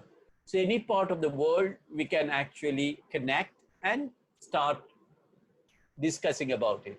If you look at this particular one, this particular first book, The Virus, it was a wonderful book. And I request all the participants over here, if you could get a chance, that if you can go through these books, The Virus, another book by Albert Marion, The Very, Very Dreadful, The Pandemic, and this particular book on Zika, Ebola, influenza, fatal fevers, more deadly war, and the vaccine race. All these particular books actually tells us that, you know, that what we are facing today, the world faced several times before. And really, 100 years back when the Spanish flu was in our country, in the whole world, large number of people died globally. But at that time, one of the important difference from today's thing is this: that time, mostly the developing and the poor nations got affected. The wealthy nations are not affected in such a big way. Whereas this time, what we could find, the wealthy nations got affected in a major way. So this is a difference actually, if you look at the type of infection, what we could see right now in the United States, in Europe, in most of the developed country, are actually exposed us that you may have a fantastic medical infrastructure, but still you cannot fight this minuscule virus particle. As mentioned by Nirmal already, the virus particle which we could not see under under microscope. We need electron microscope to see it. And that is actually making all of us puzzled. So in that background, my presentation is this. And you know that in the middle, you can see a canvas ball.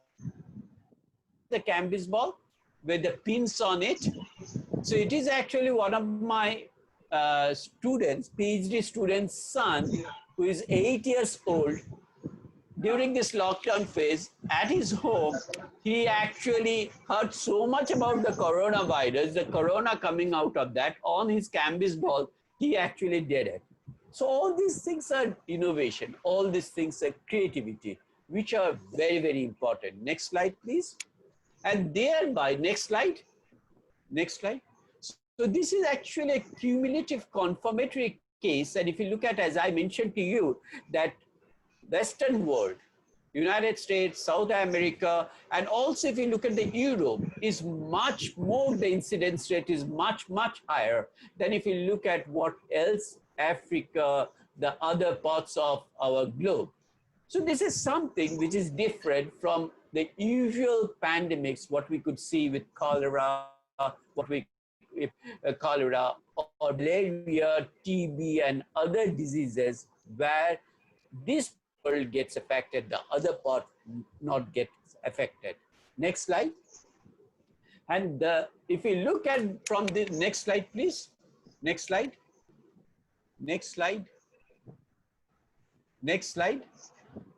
So you can see that if we look at the history of pandemics, that it goes on from this particular bubonic flu to the smallpox, then we have the flu, then we have this particular plague. So, Dr. Salam, it's okay? Yeah, so the plague. And over here, you can see the death numbers, the death toll also. At WHO for this coronavirus infection declared this particular term pandemic on March 11, 2020. So on March 11, 2020, we got this particular pandemic situation. Next slide. Next slide. Next slide. And if you look at this coronavirus, COVID-19 symptoms and others, already through everywhere you could come to know about it, but the primary symptoms are the fever, the runny nose, the dry cough, shortage of breath, fatigue, as well as a body ache. Now, today in the newspaper, you have seen that the pinkness in the eye is also something. And the coronavirus itself is associated with the conjunctivitis also earlier, but at that time, that is a different strain. And its transmission is terrible. They spread from person to person through sneezing or coughing. And the respiratory droplets, which contains a virus, can remain on surface even after the ill person is no longer there. Next slide. And in this particular case, when we looked at these common symptoms, there is loss of appetite also, loss of smell also. And in this particular severe diseases, we find that there is difficulty in walking, confusion, bluish face, and then coughing up with blood, the kidney failure, and there is a decrease in the white blood cells. And then it has got a white high fever. But in many of the cases, we could see that there are asymptomatic patients also. So the features of the infection could be clinical features, could be divided into three phases. One is the stage 1, the stage 2, and the stage 3. In the stage 1 is an early infection where the viral response phase.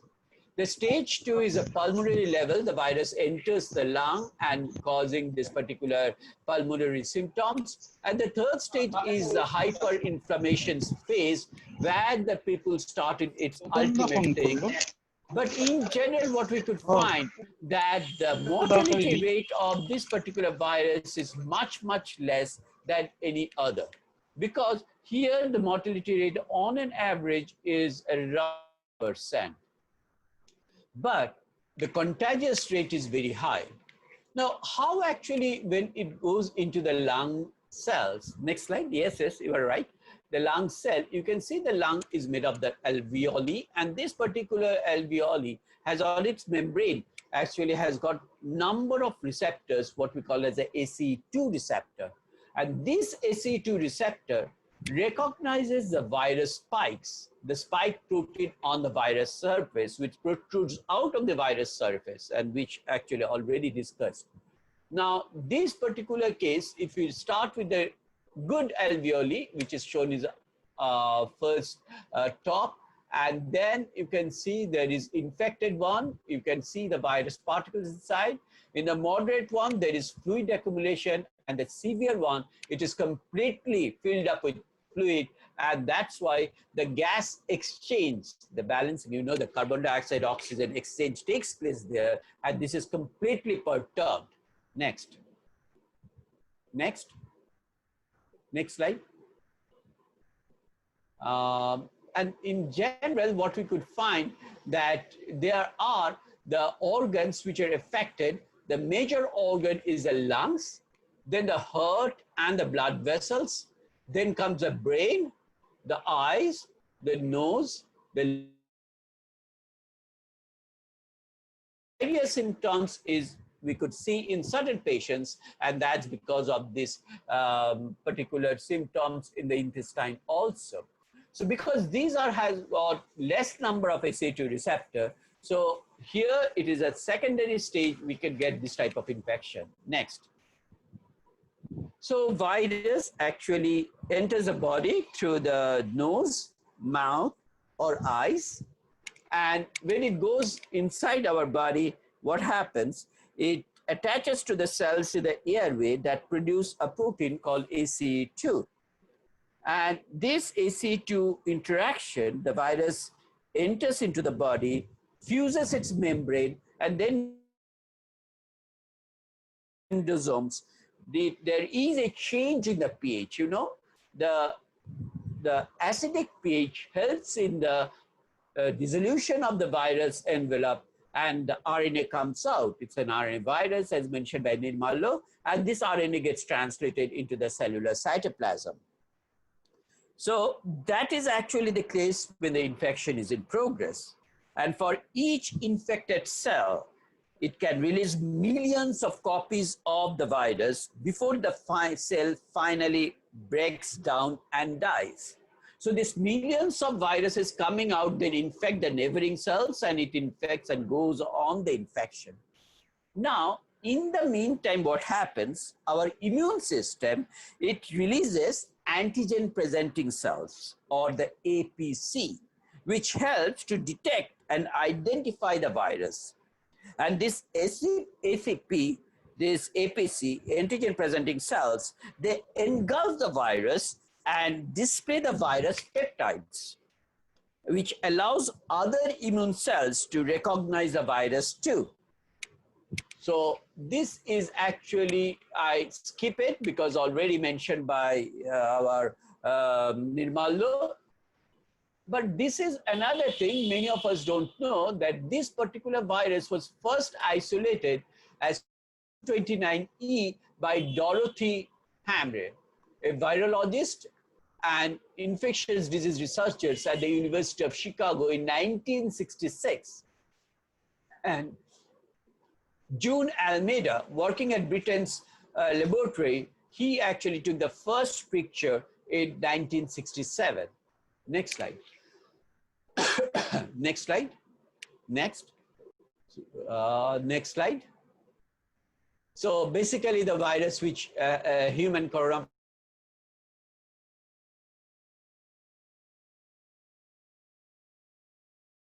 Next. Dr. Salam, next slide. So if we look at this particular virus, this is an important slide, though Nirmala mentioned about it, but I just want to tell you about this, that this Wuhan virus, its origin is from China. It has got its other contemporaries, the MERS virus, which is Middle East Respiratory Syndrome virus in Saudi Arabia, the SARS-1 also in southern China, and the caused by coronaviruses also. There are 15 to 20% of our common cold, actually it is due to the coronavirus. So all these other coronaviruses are not so dangerous like this one coronavirus regarding the transmission. And this transmission is so heavy. As I'm mentioning to you, the cells, APC presenting cells, they recognize the virus, and then this viral peptide is actually the one which helps us to protect ourselves from this virus infection.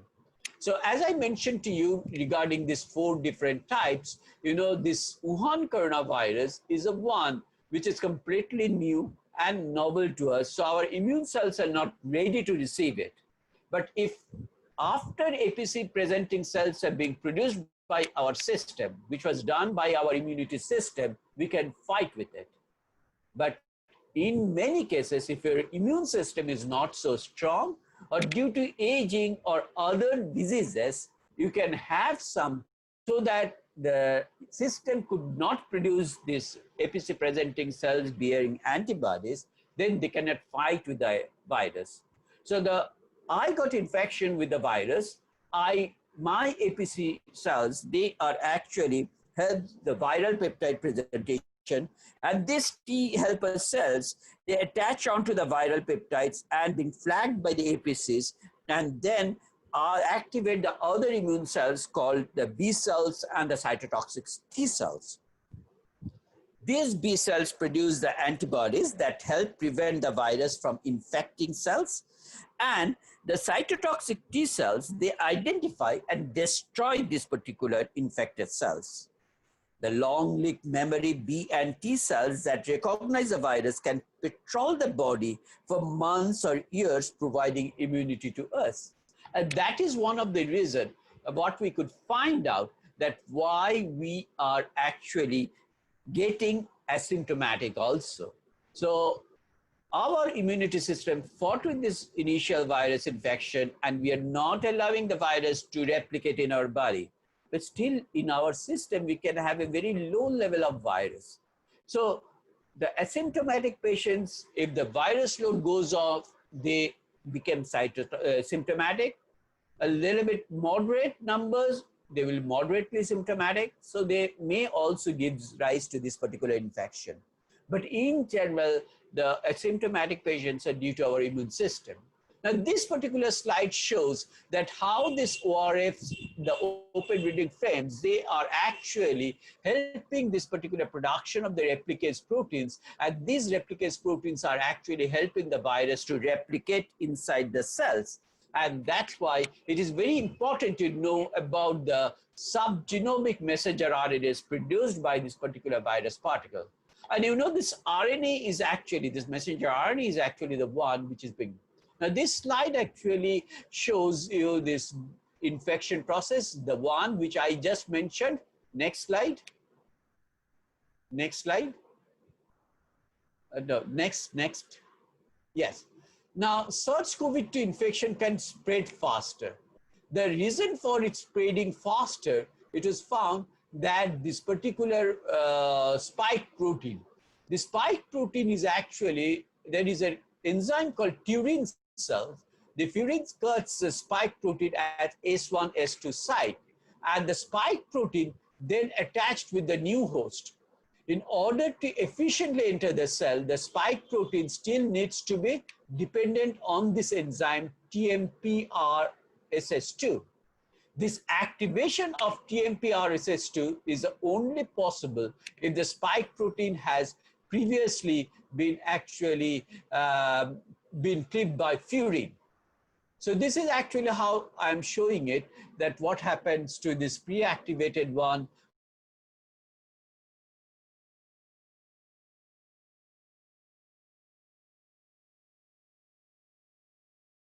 into the cell.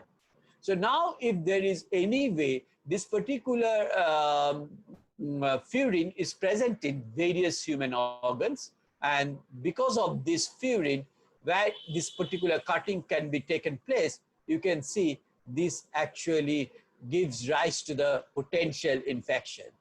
But in certain genotypes of human population, we found that this particular TMPRS2 is actually very less. And if you have a less number of this, what we'll have, they are going to be resistance to cut it, and then there will be no infection further proceeded. So this may be one of the reasons. So immunity may be the first reason, the second reason of this, and the third reason what we could find, the ACE2 protein numbers, these particular receptor numbers may be lower in certain cases, for which another protein is involved, which we call as the ACE1.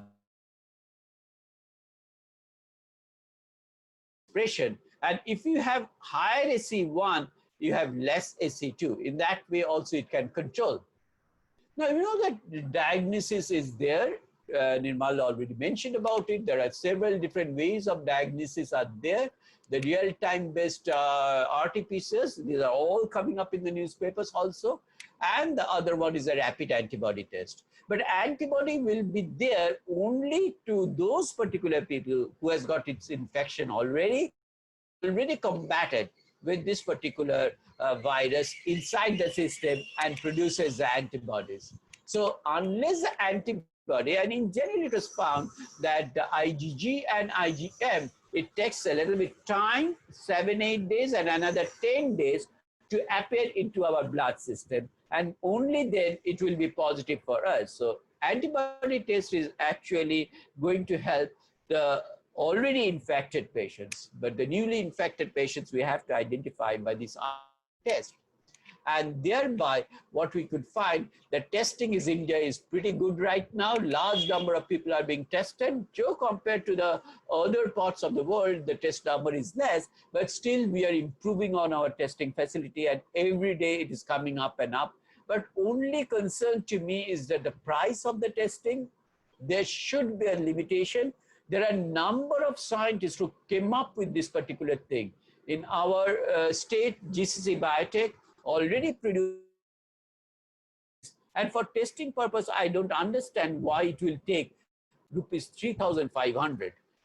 Now, it may be 1,000 or 1,500, but it goes up and up and up. So the major challenges for testing and diagnosis is the number of test kits, the quality of the test kits. You know, Delhi University, Delhi IIT also come up with a very nice test kit.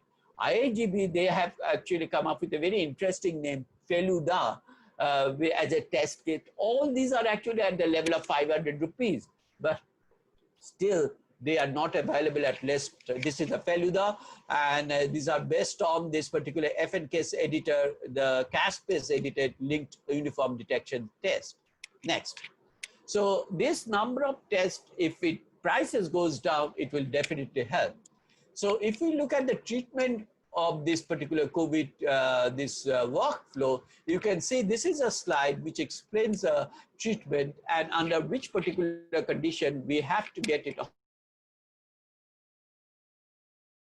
And also we could see that when it will give us an idea about the normal diagnostics and therapeutic, the negative PCR, the positive PCR for COVID, and the different types of admission to the different hospitals. Next slide, please. Next slide. So people are trying to make a cure of this particular. But over here, I just want to mention that Rabindranath Tagore, or in general, our grandmother and others, we already heard that it is mentioned that in case of the influenza or systems like that, Charleo 7 din, ওষুধ খেলে 7 din, না খেলে 1 সপ্তাহ. Similarly, Rabindranath চোখের বালি, in his through Bihari mentioned that it is better that instead of going to for any sort of medical person, if you can prevent it, it is much better. So that's why I said prevention is better than cure, which Rabindranath in Chokher Bali through Bihari mentioned already. So stay home, save lives, help stop coronavirus by doing these things. So the hand sanitizer, the wearing of the mask, and you can see that right now we are pretty aware of the fact, but still there are a number of people who are adamant and not wearing this. But you don't know that how many of them are asymptomatic. So please request everybody to wear the face mask and try actually to prevent this. And only in that way we can actually get out of this particular viral disorder. Next slide. Next slide. So in general, what we could find, the first human trial is actually done with the different vaccines, and there are different clinical phases. 3 is one of the candidate at 5 INO 4800, and the others are actually, as I mentioned at the last, the pathogen specific APC, the antigen presenting cells. Now this LNP encapsulated mRNA vaccines encoding S protein by Moderna is actually very important, and I'll try actually to mention that here the number of physicists are actually helping to prepare some sort of nanoparticles. These nanoparticles will help to encapsulate this mRNA for actually delivering the vaccine so that the vaccine is not going to destroy. Nanomaterials are also being used, as I mentioned to you before, that don't touch anybody. Why? Because the surfaces may contain the sputum or the cough or the sneeze of another person. You don't know about it. And that particular thing could be prevented. And there are number of nano paints are actually started to be available, which you could put it on the surfaces. They will not allow these virus particles to actually adhere to the surface. Recently from ISCS, Sudip Chatterjee and other group, Sudip Chatterjee is one of the research scholars over there, they actually reported about one of the material which is very interesting because of this electrostatic repulsion between the negative charges on the viral surface and the nanoparticles negative charges. They repel each other and not allow this particular virus to adhere to any surface. So there are this particular type of things are going on. But there is an adenovirus type 5 vector also. But all these things are actually based on the spike protein. There are DNA-derived vaccines, which also delivered by electroporation, where actually with the help of a difference in the volt, it is possible to transfer the DNA inside the cell, and which codes for this S protein. And if you have in your body S protein already saturating the C2 receptor, then the new virus particle cannot get the scope. And it is very interesting that after this particular infection, within March, we could see the first crystal structure of this ACE2 S protein interaction. This particular crystal structures are available. This is a first in such case where in such a short time the crystal structures are available. So we could really thank the scientists, researchers for doing so much for this particular purpose. So in one hand we have the doctors, the nurse, who are actually helping us to prevent to get out of this particular disease. The scientists, researchers of different disciplines combining the work together, they're coming up with different processes, starting from preparation of ventilators to nanopens, to the medicals, to the encapsulation. It is possible actually to develop the new molecules, new drugs, how to deliver them. And the other one is definitely the police and other machinery, which are helping that people how to keep these people separate.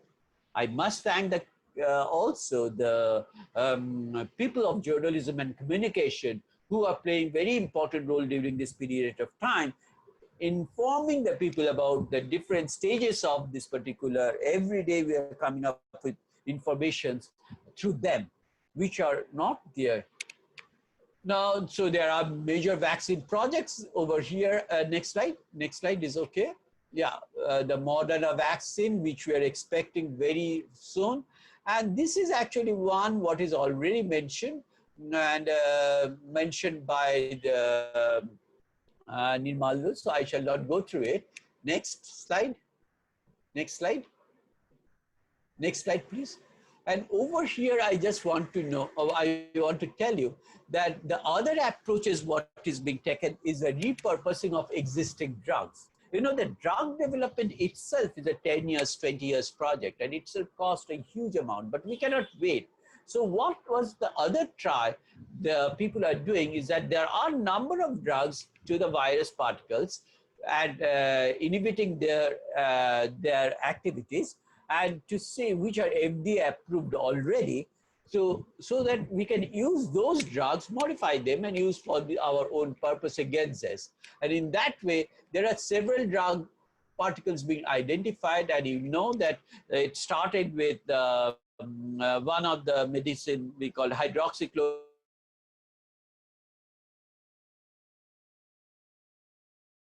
Others, it actually increases the acidic pH of the endosomes. So if you remember that after the immediate infection, the endosomes acidification is involved in the RNA to get released. But if the acidification gets, the pH goes up, then this particular release is not going to be there, people thought. And they tried to have this medicine. Later on, we find that when it has been globally being applied, and at a lower dose, because a higher dose, it has got some side effects, the efficacy is not so high. There is remdesivir also, which is coming up, but that only what happens, the result looks like that it delays the infection process by 30%. But there are many other RNA-dependent RNA polymerase inhibitors which are coming up right now. Flaviprovir as the one which is used as a flu, against the flu, was found to be very potential drug. In certain cases, prednisolone, the dexamethasone, and they are actually helping also for the terminal patients. So there are a number of drugs which we call it as a repurposing of existing drugs. Besides that, computational biology is helping in a very way to actually model this interaction and try to find out how to actually prevent this interaction so that the virus access to the receptors. Next slide. So the drug developments I mentioned to you. Next slide. Next slide. Next slide. This lopinavir and this hydroxychloroquine I mentioned to you. Next. Next slide. Over here, I just mentioned to you another new one, which just in the month of June came out, is the competing pair of human neutralizing antibodies, which actually been blocked the COVID-19 virus binding to its receptor. And there is another one, development of an inactivated vaccine candidate for SARS-CoV-2. These are, and in the Nature, another one came as cross-neutralization of SARS-CoV-2 by a human monoclonal antibody. All these three are very, very promising right now. So when you talk about the types of vaccines, it could be 4 vaccine or the inactivated vaccine, which is very successful in case of polio, the Sabin salts vaccine used for polio. The viral vector vaccines, it may be the replicating viral vector vaccine or maybe the non-replicating one. The nucleic acid vaccines, as I mentioned to you, it may be DNA RNA based, or the nucleic acid vaccines, which are protein based, and this protein subunit based, all the virus-like particles, these vaccines are all actually right now under the test, and there are almost 75 very promising candidates out of 123 actually reported. But 75 was found to be very, very promising one. But one of this particular vaccine from Oxford, they said that they may be available to the people for the final phase in the month of end of September. The vaccine companies in India is playing very important role. The Serum Institute already are involved in the Wicked vaccine program, the other programs also. Oxford group also with AstraZeneca. Over here, the Bharat Biotech is ready to prepare that in bulk amount. So Indian vaccine companies are already preparing themselves that once the vaccine will come, they will manufacture it in large number so that the Indian people can get it. Next, at least the Indian people can get it. Next slide. Yeah. So as I mentioned to you, that these are adaptive immunity and the innate immunity both plays very important role. And this innate immunity is one which makes one population very, very, what I could say, the strong against this particular viral war, but the one having this immunity not so high are going to succumb to this, and they have to take a lot of precaution. And the second thing, as I mentioned to you, the age of the, in general, the Southeast Asia population is much less than the other parts of the country. In our country, the number of people in the young age is very high. So that may be another reason why the infection is not so high. But I must congratulate that this particular lockdown at the initial stage, when our medical infrastructure is completely not ready with it, played a very important role to slow down the process of infection. Now the people are aware of it. The lockdown is slowly moved out to unlock, but we have to see that people are aware, they are maintaining the social, this physical distance, they are having the masks, they're taking the precautions with washing, with the we don't have to wait till a huge population, because there is another theory of herd immunity where at least 70% of the population, once it gets infected, it will be known as herd immunity, which helps the infection to control itself, because virus itself is a non-living, as mentioned by Nirmal. It only gets into the living status when it gets a person or a cell, living cell. But if it could not get the living cell, it will not have any effect on that. So this is one of the reasons. But in India, if we have to look for herd immunity, I'm sure that will take care of 97 crores of our population at least to get this particular infection, which is very difficult for us to afford it. So adaptive immunity is a one by which we have our production of the antibodies in our system. And there are also the interferons levels, which are also very important in this. But you know, this pro-inflammatory results produced by cytokines, and then ultimately when the inflammation, if you remember about the slide where in the third phase there is inflammation, there is a cytokine storm, and only if we reach that particular stage, there is no other alternative, but probability of death will be much, much higher. Next. So these are the different types.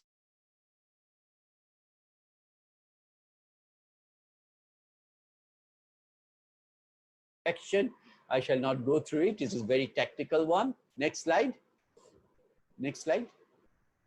And this outcome of this pathological inflammation in patients with COVID-19, as I mentioned to you, it is very difficult when the cytokine storms takes place, and the inflammation itself will be dangerous. Next slide. Next slide. So in that case, the immune suppressants has to be used. We have to decrease the immune reactions, and immune suppressants can use it. And in certain cases, it's been found that the blood thinners also helps. But in general, there is a whole industry plays important role, and now it is completely negated also. Next slide. Next slide. So in general, what I could find that the possible contribution of the hyperactivated monocytes to coagulate in COVID-19 is one of the reasons why the blood thinners sometimes help. Next slide. Next slide. This is an overall picture what we have actually discussed so far in the disease management. And disease management involves all these things. And I request everybody this information, knowledge, data integration is continuously going on. Every day we are coming with new knowledge, and so fast knowledge acquiring is only possible because this particular disease have been looked as a globalized disease where the whole globe is right now fighting with this virus, trying to come out. The other important things what I could find is a collaboration. There are a number of collaboration starts between different countries to actually fight for this virus. Third is the one where we understood that our mindset has to be changed. The mindset regarding what we learned so far, there is a possibility that we have to unlearn those things. And if we unlearn those things, we can relearn also. So all these things are going to be very, very important to all of us. Next slide, please. So at the end, I must say that COVID stigma is the one which is the worst thing over here. I came to know from number of people that how stigmatized are there, how panicked the people are in an area. And the very fast you can see the nurses who are working for us, the community is not allowing them to enter that particular area where they live. The other thing is that, oh, that particular person has got COVID-19. So how actually we could actually make completely that person itself, you have to be very understandable. Yes, we are isolating to prevent the infection, but we are going to help you. Don't worry, your family. There are racial stigma, there are violence against health worker, and also there are social stigma. The affected individuals are facing social stigma. All these are very, very bad. So we have to fight it out. We have to be individuals. Right now we can see the other therapy which we call as a plasma therapy, which is where we are still trying to do that. There are so many COVID-19 cured patients. They're offering their plasma for the others. So we have to be kind to these affected individuals. We have to depend on the facts and not on the rumors. We have to spread awareness regarding do's and don'ts as endorsed by our health workers and government, and providing the mental health care, because the stress is another one which is going to affect in a huge way. So each one of us has to fight this stress and help others to fight that stress also. So all these things are, if we can carry on with it, because we don't know how long it will continue, maybe till the end of this year also, or it will slow down a little bit, but still we learned a lot from this COVID-19 pandemic, and we have to keep our learning with us, that this is a process of relearning. Next slide, which is my last slide, is actually where I wanted to make mention about this whole thing regarding the stay safe and try to actually help the others stay home, stop coronavirus, and stay positive. So huge thanks to all the participants, huge thanks to everybody and the COVID warriors who are working for it. Thank you very much. Thank you, sir. Living in Calcutta, who else can be the better person to address the gathering as keynote address? Thank you very much. So, as you know, in the keynote session, there is no question answer, but sir has kindly consented if you allow for some questions to entertain. Maybe a silly one for you. Can I go, sir? Yes. Yes, yes, definitely. So the first question is, why we not use prokaryotic translation inhibitors against COVID-19? You know that COVID-19